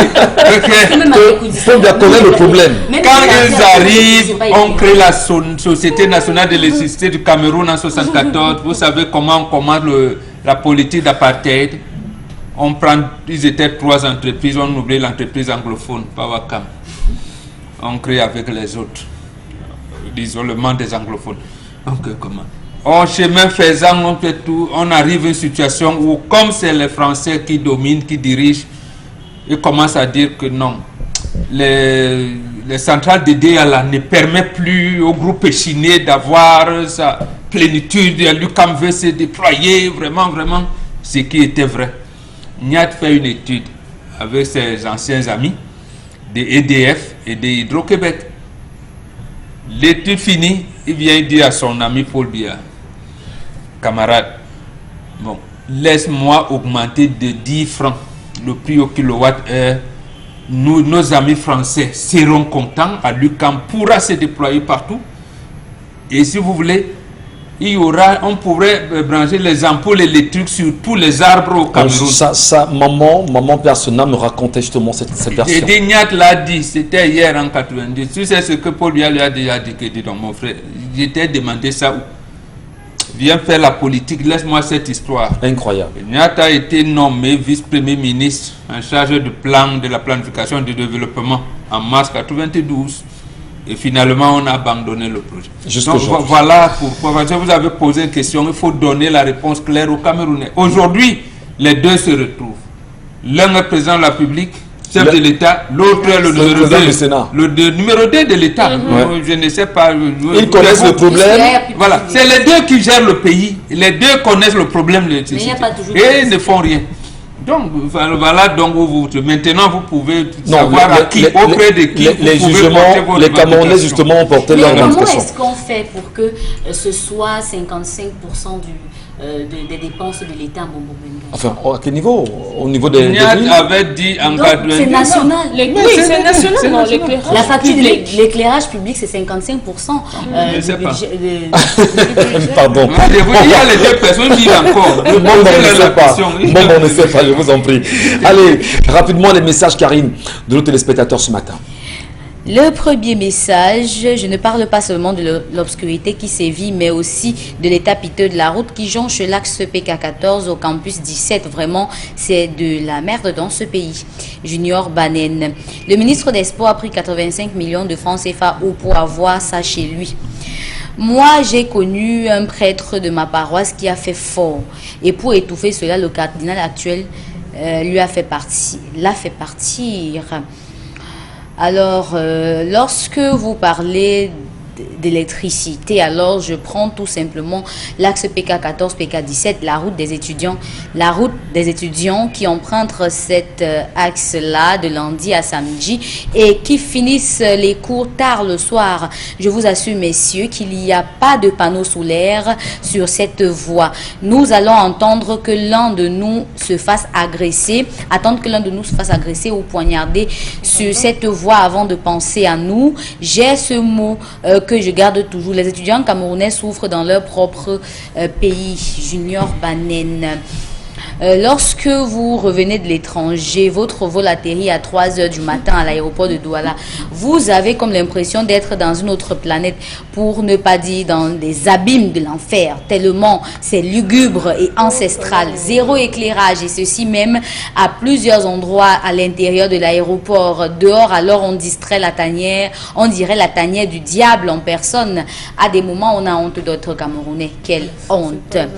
Messieurs, il n'y a pas d'éclairage public parce que c'est la faute de la France. C'est bien connu. Vous écoutez tous les jours. Je n'ai jamais compris le principe du célibat des prêtres. Laissez les prêtres se marier. Le mariage n'empêche pas de suivre Dieu. Jeannette Michael. Non, adressez-vous là au pape. D'abord, comme on l'a dit tout à l'heure, que la fonction de papa a été créée en 610. Les papes se mariaient. D'abord, c'est même un pape, je ne donnerai pas le nom. Donc, la photo du fils a servi d'image de Jésus. C'est le fils d'un pape. C'est le fils d'un pape qui était d'ailleurs bandit. Donc, la photo a servi. L'image a servi le Jésus que vous vous inclinez là. La question, vous verrez. Mais il s'est marié. C'est un moment où on a dit célibat. Et ça, la mère l'a bien précisé. On parle du célibat des prêtres. Les prêtres qui vont faire des vœux de chasteté, ça c'est une autre classe à l'intérieur de cette église catholique romaine. Les autres c'est célibat. Mais on n'a pas dit que vous ne cherchez pas les femmes. Ils ont le droit de chercher les femmes. Voilà. Et d'enceinte des filles n'importe comment. Je n'ai pas dit n'importe comment. J'ai dit qu'ils ont le droit de faire des enfants, chercher les femmes de faire des enfants. Parce que si vous êtes... Vous ne pouvez pas assumer votre homonité, on ne peut pas vous consacrer prêtre. Très bien. Donc, oui, on sait justement voilà, qu'il y a un vous allez donc consacrer quelqu'un qui a tout. Si vous n'êtes pas viril, vous n'êtes pas viril, effectivement, il y a un test de virilité qui se fait. Si vous ne l'êtes pas, vous n'êtes pas consacré. Merci beaucoup, Karim. C'est moi qui paye et change l'ampoule du poteau électrique dans mon bloc à Bonamoussadi. Les voisines sont contentes quand je le fais. Un voisin m'a même appelé pour me dire que l'ampoule est déjà HS. Ah, c'est Jean-Louis Remindema. Jean-Louis Ndema qui écrit ce matin. Un autre message. Shall at presidency of Cameroon is still been seen to be at 80. That why everything is done progressively, no matter how long it takes. Le cerveau des Camerounais est rouillé, ils n'ont pas l'esprit de discernement, on ne peut rien réclamer dans ce pays, on n'a pas les hommes d'État patriotes au Cameroun. Il faut survoler le Cameroun en avion pour voir que le Cameroun est un endroit noir avec quelques points de lumière par-ci, par-là. On a quand même envie de se demander vraiment, en tant que Camerounais, en tant que citoyens, à quoi nous ont donc servi les 38 ans de règne de Paul Biya. Aujourd'hui, on n'a pas de lumière au Cameroun. Lui, conscient justement de ce phénomène, c'est incroyable. Est-ce qu'il vit dans le noir? Mais il nous a donc servi à quoi, nous, Camerounais? Bon, lui, il vit pas dans le noir. Il est étudié. Est-ce que vous avez qu'à étudier? Parfois, je vous le dis parce que moi, j'ai vécu à Emana. On vous coupe l'électricité à Emana. Je parle ici sous le couvert de Albert Ledo Yondieu, d'Eneo, que je connais personnellement. À un moment donné, tellement je me plaignais, moi vivant à Emana, que Albert Ledo Yondieu m'a appelé, je me dis, Michel Gachou, il y a quoi? Je dis, je ne peux pas, je ne comprends pas que je vis à côté de la présidence. Il n'y a pas de lumière à Emana. C'est incroyable. Emana étudie, c'est la même maison. C'est le même village. Lorsque Longuet chantait, il avait dit, même les quartiers voisins du palais. Je dis Emana. Aujourd'hui, on va le faire spécialement. Je parle d'Emana précisément. C'est le même village qu'étudie pratiquement. Il n'y a pas de lumière. Et parce que c'est le même village doit être éclairé. Le nom Gachou, Michel était affiché à Néo parce que quand on voulait couper, m'appeler pour me dire Michel Gachou. Est-ce que les quartiers voisins d'étudie sont déjà éclairés? Je parle des quartiers voisins. Est-ce que c'est déjà éclairé? Dominique Audrey. Lancer une campagne. On lance une campagne? Lancer une campagne. Non, l'orientation. Pour réclamer l'électricité, pour réclamer l'éclairage public, on va vous suivre. Les Camerounais ont les mêmes problèmes, ils vous suivront. Lancez la campagne, je vous dis. Voilà. Sachez juste qu'un magistrat vous attend avec insurrection, trouble à l'ordre public et tentative de déstabilisation. Donc, il vous attend, allez-y. Le message qui arrive. Il n'y aura aucun avocat pour vous défendre. Les hommes. La pensée grave. Non, pas pour le moment. Un autre message, l'éclairage au Rwanda-Fokistan fonctionne en journée et plonge la population dans l'obscurité dans la nuit. Le gouvernement de vampire Rita Ditan qui écrit Roubladiz Abramique Pembombo, tu as fait fort, tu as raison, dans la vie il faut toujours faire des choix. Un autre message, vous les filles qui allez séduire les hommes de Dieu à l'église, là, avec vos habillements façon, elles me lisent. C'est dit Graï. interdit. Ça veut dire qu'on peut aussi soyons sérieux. séduire les prêtres africains. De toutes les manières, l'église catholique l'admet. Vous pouvez venir nu, la tête nue, bien coiffée, courte jupe et tout ça. On est dans l'évolution aujourd'hui. L'évolution ou pas, je vous dis, lorsque Martin Luther veut faire la réforme que propose Luther pour l'église, ne créait pas le protestantisme.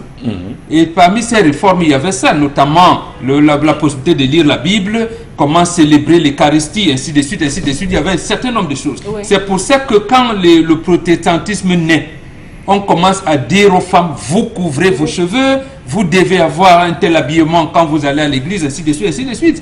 L'église catholique romaine, notamment, est restée dans ces préceptes-là. Vous pouvez, libéral ou quoi, vous pouvez venir en déconnecter. Je le dis quand même, Bengan, parce qu'il est important que... Maintenant, c'est vous, votre conception morale, éthique. Je peux le comprendre. Je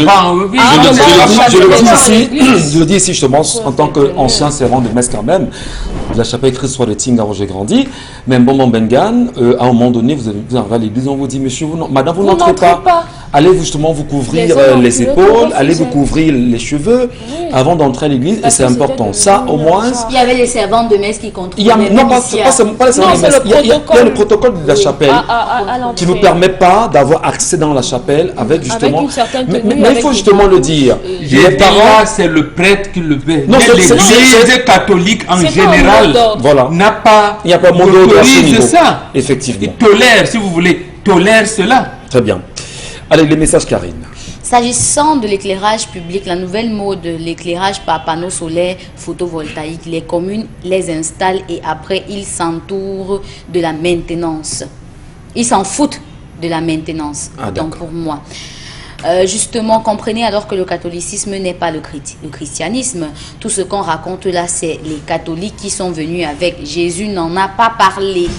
Lui au s'assure. On comprend pourquoi les églises de réveil maintenant veulent frapper l'église catholique. Merci.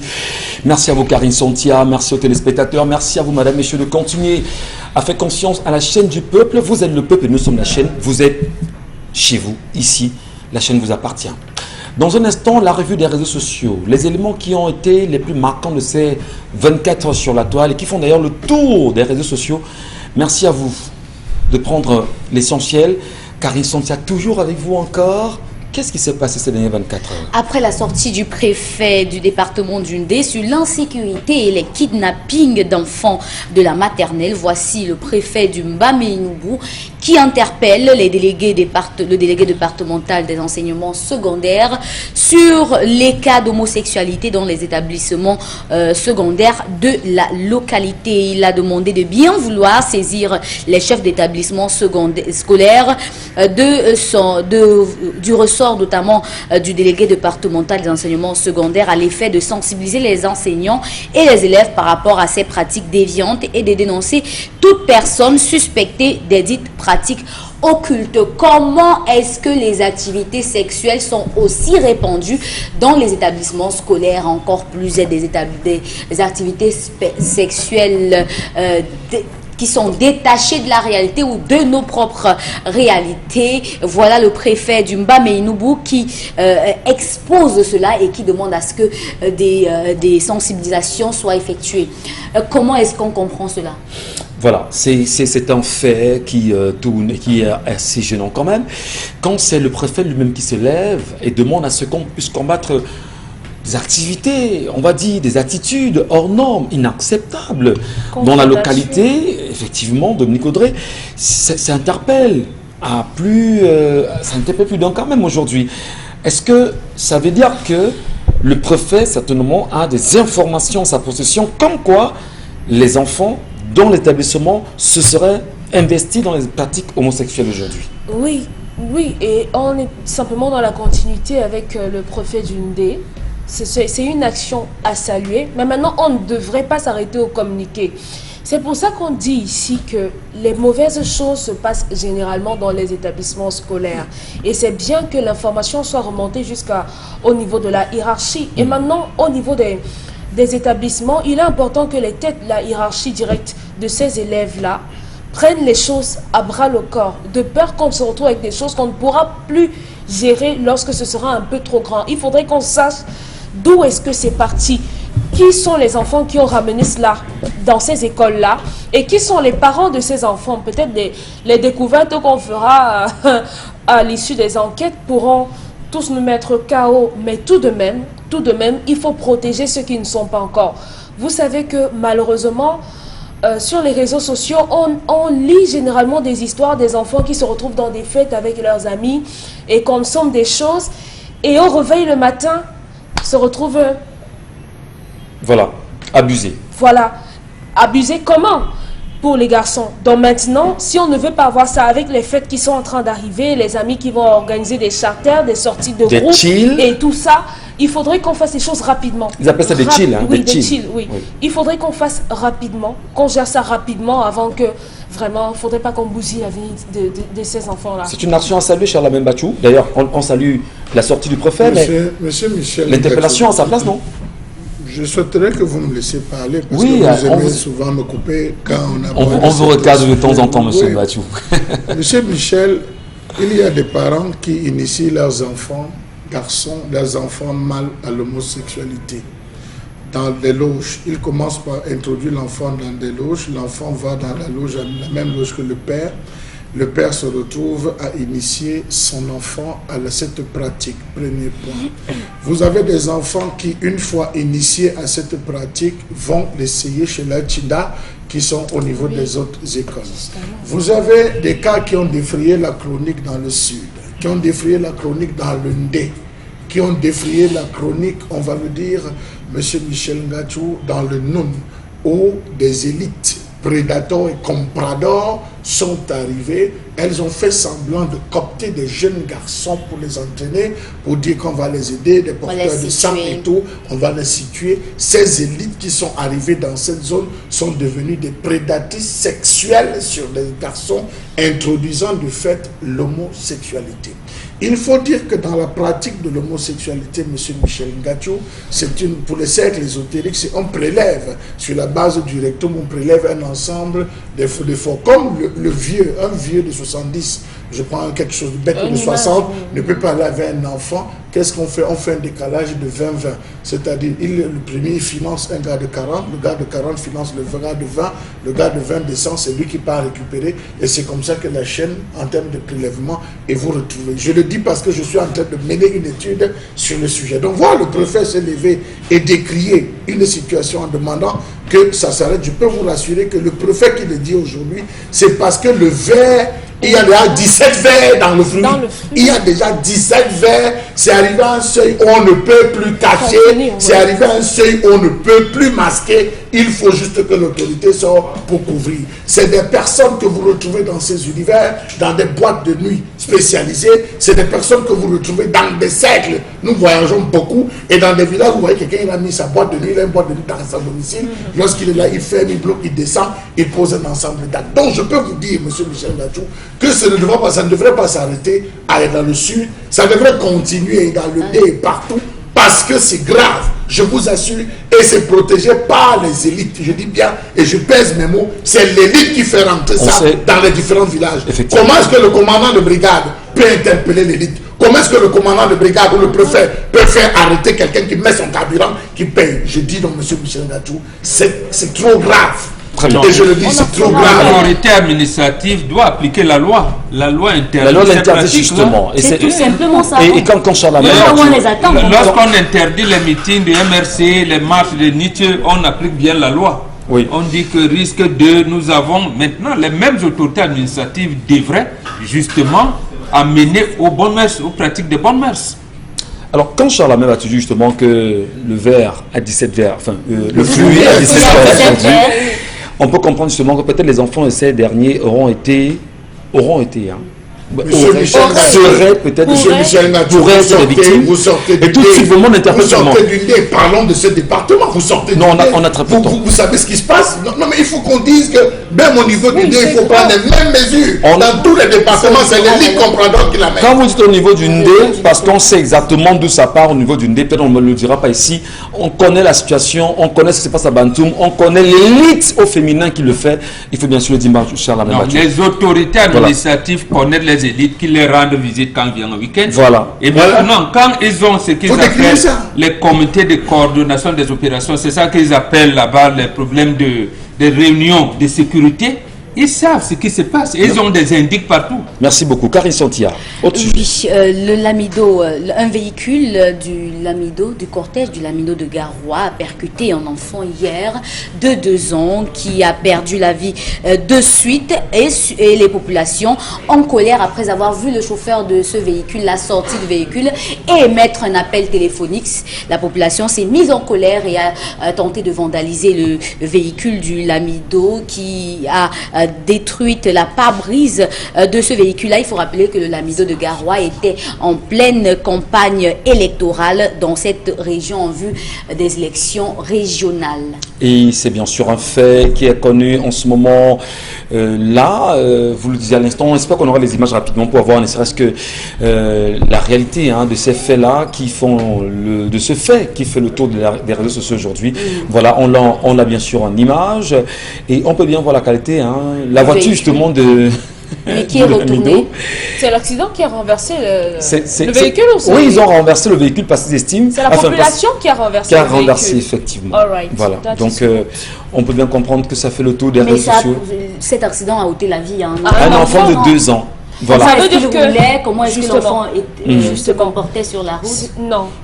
Mais il roulait déjà comment? On peut faire une campagne, en pleine campagne, je crois qu'on roule doucement pour que les gens puissent voir. Et maintenant, comment comprendre donc qu'un cortège comme celui-là puisse percuter un enfant au point de le tuer? On roulait comment? On a essayé de parler de ça en off. On s'est rendu compte qu'il n'y a même pas d'abord de route pour parler de l'état de la route. Donc c'est suffisamment grave. C'est suffisamment grave. Et j'espère que... Non, il ne veut pas dire ça. Il faut... Oui, il ne veut pas dire ça. Il faudrait... C'est un marois et l'enfant avait 12 ans. 12 ans, pas 2 ans. 12 ans 12 ans. Ah, donc on a plutôt parlé de 2 ans. 12 ans. 12 ans. D'accord. C'est grave, c'est grave. Et il faudrait vraiment que des mesures soient prises pour punir le responsable de la mort de cet enfant-là. Je crois qu'un cortège, le cortège présidentiel va à un certain rythme connu. Et il y a des mesures qui sont prises 1 heure avant le passage du cortège présidentiel. Mais là, c'est le Lamido, Je prends d'abord le cortège présidentiel. Après le cortège présidentiel, on a des autorités locales. Lorsque le gouverneur se déplace, le préfet se déplace, pas trop le sous-préfet, mais le préfet, le gouverneur, il y a certaines mesures qui sont prises. Mais le Lamido, et on est en pleine période de campagne. Période de campagne. Ça suppose que la campagne, c'est la population qui a cours. Voilà le Lamido. Au lieu d'être un père, vous devenez plutôt un friard. Vous friez quoi? Qui? Pourquoi? Vous acceptez? Non, mais vous pouvez donc comprendre. Vous devez donc assumer. Et lorsque un cas comme celui-là arrive, arrêtez-vous. Descendez, parlez. Soit ça veut dire que ce n'est pas le premier cas dans la ville, d'où l'exaspération de la population qui voudrait dire attention, stoppez-nous cette histoire. Ou alors le Lamido n'a pas voulu faire jouer son rôle d'autorité traditionnelle, faire jouer le rôle de ministre qu'il a. Et là, c'est encore condamnable. Merci. C'est encore condamnable. Merci à vous, mesdames et messieurs, de rester des nôtres. Dans un instant, petite surprise. Chez nous. 20 ans de carrière, ça se fête. La marque de vêtements B.L. Lion, Magica et Fariblé présente la nuit de l'ambiance BCBG. À l'occasion des 20 ans de carrière de Consti Lamine, le plus sénégalais des Camerounais, le vendredi 4 décembre 2020 dès 19h à Douala-Bercy, avec en concert live Coco Argenté. Mathématiques de petit pays. Ulrich Sakam, Kossi. L'histoire d'une femme mariée, elle a tout pris mon cœur, ma head on pas poulet. Moustique le charismatique, Belkatobi. Et Jackie Kingé.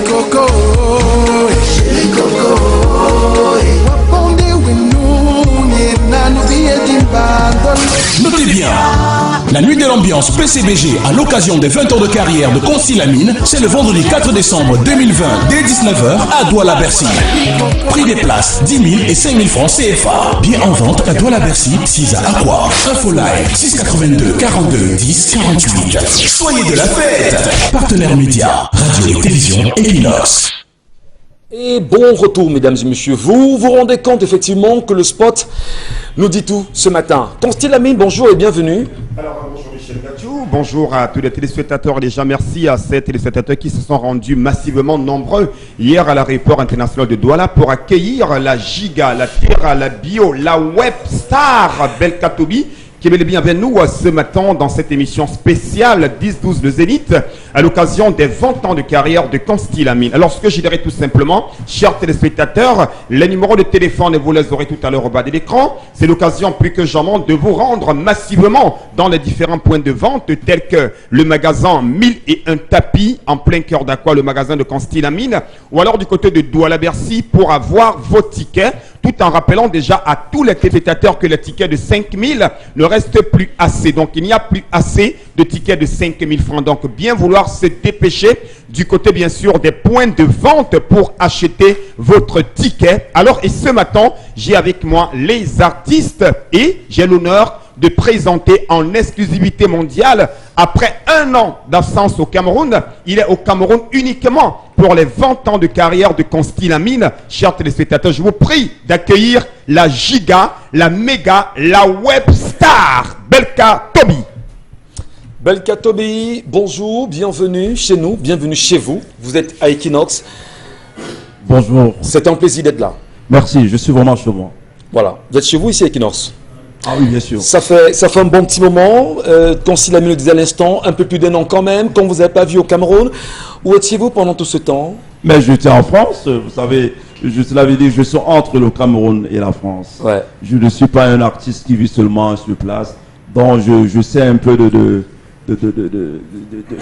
cela veut dire, il faut quand même qu'on entende la culture camerounaise hors de ce pays. Donc, ça veut dire, de temps en temps, je vais en France, je vais aux États-Unis, je vais au Canada.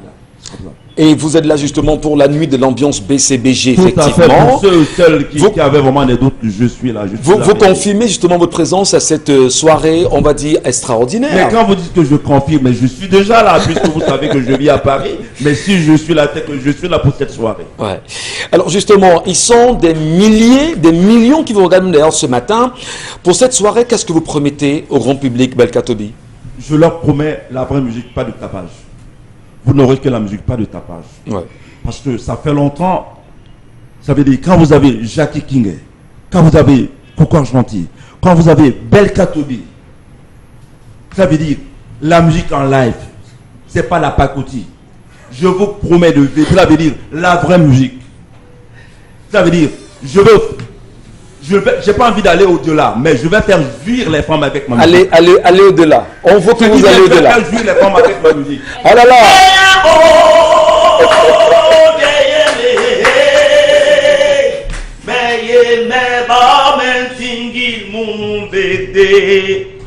Le Cassius de la musique est là.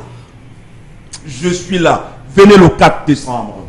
C'est vendredi, à partir de 19h. Si vous ratez l'heure, jeudi, 19h00, je vais prendre ma guitare et la voix va s'élever. Je regrette. La voix va tonner. Je regrette, vous n'avez pas sa guitare. La guitare va sonner.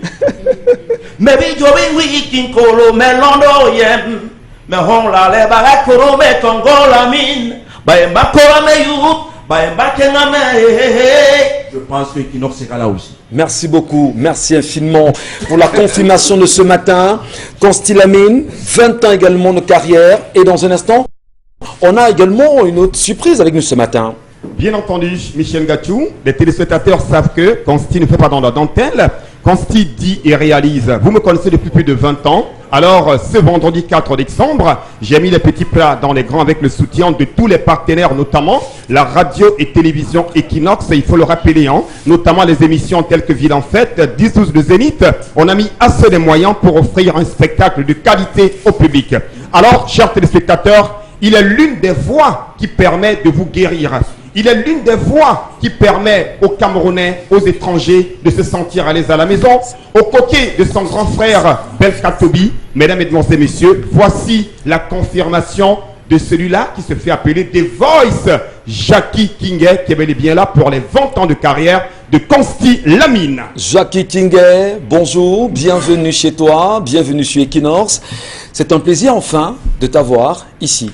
Bonjour, bonjour à toute l'équipe, bonjour à vous tous. Pour moi aussi, c'est un plaisir d'être là. Hein. C'est vrai que j'étais déjà là le matin, donc on continue, c'est la campagne promotionnelle de cet événement. Donc moi, j'invite tout le monde, tout simplement, on va faire la musique, on va danser, on va chanter. Je pense que les fans me l'ont réclamé depuis très longtemps. Donc on va écouter Moudengue, puis Chéri Coco, et moi, toutes les chansons que vous avez connues dans le temps d'avant, quoi. Vous dites justement, vous servez du Chéri Coco parce que c'est votre dernier single en date qui marche très bien au Cameroun, il faut bien sûr le dire. Et déjà, félicitations pour le travail que vous y avez fait. Merci. Jackie Kingay, le grand public camerounais vous attend. Et c'est du Chéri Coco, peut-être en acapella, on peut avoir quelque chose.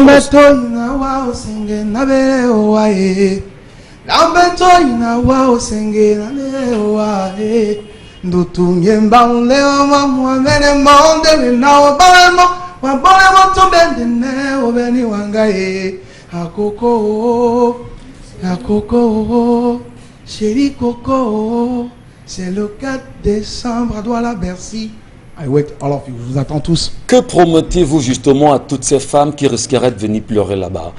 C'est très mal, hein? Je pense que je vais dire la même chose. Ayez pitié de nos sœurs, Jackie Kingay. Ayez pitié de la famille, quand même. Je pense que je vais dire la même chose que M. Belka Tobi.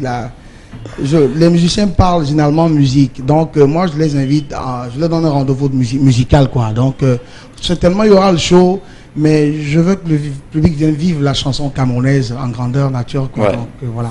Belka Tobi, Jackie Kingay et bien d'autres encore. Le rendez-vous, vous le dites très bien, pris pour le 4 décembre. Belka peut revenir, hein, c'est important qu'il revienne, qu'on le voit justement avec nous ce matin. Chéri Coco, Chéri Coco, Chéri Coco, Chéri Coco. On vous attend le 4 décembre à Douala-Bercy. Ouais, Le rendez-vous voilà. est pris. Vraiment, merci d'être passé à la maison, la famille. Le rendez-vous est pris pour le 4 décembre, Consti Lamine. Permettez-nous de dire merci à Consti. Hein. Ouais. Moi, j'ai longtemps entendu qu'on me paye un billet d'avion partant de Paris pour un événement à Douala-Bercy.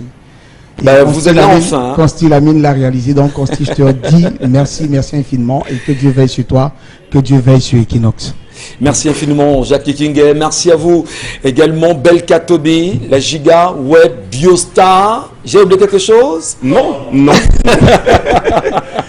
Merci beaucoup, Consti Lamine. Alors, merci Michel Gatchou, merci à toute l'équipe de 10 le Zénith, à Mbambok, à Charles Amel Batchou, à Dominique, à Karine, à vous-même, bien entendu, à Rick Fopessi, tous ces gens-là qui entretiennent au quotidien Consti Lamine, sans oublier le directeur technique, M. Wapi, qui est l'un des conseillers, bien sûr, de Consti Lamine, ainsi que Carlos Migneux, tous ceux-là qui soutiennent au quotidien le concept Salakaka. C'est grâce à vous, la radio-télévision Equinox, que Consti Lamine aujourd'hui est ce qu'il est, raison pour laquelle il faudrait être reconnaissant dans la vie, il faudrait être très très reconnaissant, et je suis reconnaissant à l'endroit de la radio et télévision Equinox, qui est en train de faire un tapage énorme sur cet événement. Rendez-vous du côté du magasin Milan Tapi, allez acheter vos tickets. Jackie Kingay est là, Belka Tobi, la semaine prochaine vous aurez d'autres artistes.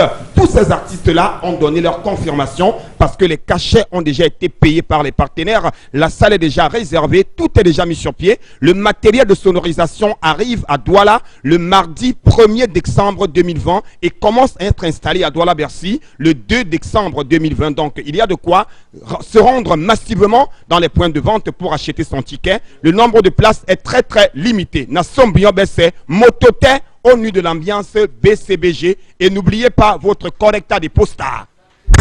20 ans de carrière, ça se fête! La marque de vêtements B.L. Lion, Magica et Fariblé présente la nuit de l'ambiance BCBG à l'occasion des 20 ans de carrière de Consti Lamine, le plus sénégalais des Camerounais, le vendredi 4 décembre 2020 dès 19h à Douala-Bercy avec en concert live Coco Enchanté, Mathématiques de Petit Prix, Ulrich Chakam, Kossi. L'histoire d'une femme mariée, elle a tout pris mon cœur, ma head on pas poulet. Moustique le charismatique, Belkatobi et Jackie Kingé.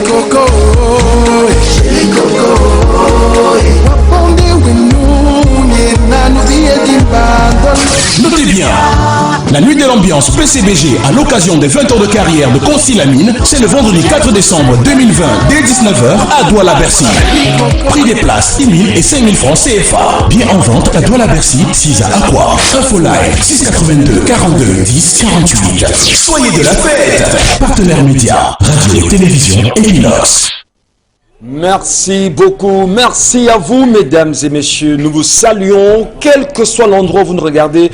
Merci pour cette semaine passée en votre compagnie, cher Lamel, merci infiniment, très bon week-end à vous, bon week-end également à vous Karine Santia, bon week-end Bonbon Bengan Kandje, Dominique Audrey-Yengalek, on s'est également passé un très bon week-end. Mesdames et messieurs, nous saluons les nombreux Camerounais qui nous regardent de part et d'autre dans le monde entier. N'oubliez jamais, vous êtes le Cameroun. Nos auditeurs, Karine, pour demain, les auditeurs, oui, les gonzesses. 9h sur Radio Equinox. Vous avez une thématique? Oui. À propos? Allons-y rapidement, les filles. Les filles qui vont au rendez-vous avec leurs copines. Les filles qui vont au rendez-vous avec leurs copines. Ah, donc, moi, je t'invite, tu viens avec ta copine. On gère ça comment? N'est-ce pas? Non, donc, le rendez-vous, c'est demain 9h. On va savoir parce qu'il y a plusieurs paramètres. Pour faire quoi? Pour amener la copine au rendez-vous? Non, il y a les explications. C'est quoi? Elle vient vous sécuriser? Non, pas pour sécuriser. Soit c'est pour prouver que vous êtes le un bien bon retour. dépensier. Soit c'est pour vous dire qu'après, elle va vraiment rentrer. Vous n'allez aller nulle part. Et si vous arrachez votre gars, là, vous faites comment? Et Oui, justement. et pourquoi quand vous le faites, donc, vous mettez la polygamie où? Voilà. Non, c'est un test aussi, maman. En tout cas, le rendez-vous est demain 9h sur les antennes Radio Equinox 93 FM à Douala et le canal 526 de Canal Sat pour ceux qui veulent bien écouter l'émission. Merci à vous, mesdames, messieurs. On se retrouve lundi. N'oubliez jamais, le Cameroun nous appartient et ensemble on va le construire. À lundi.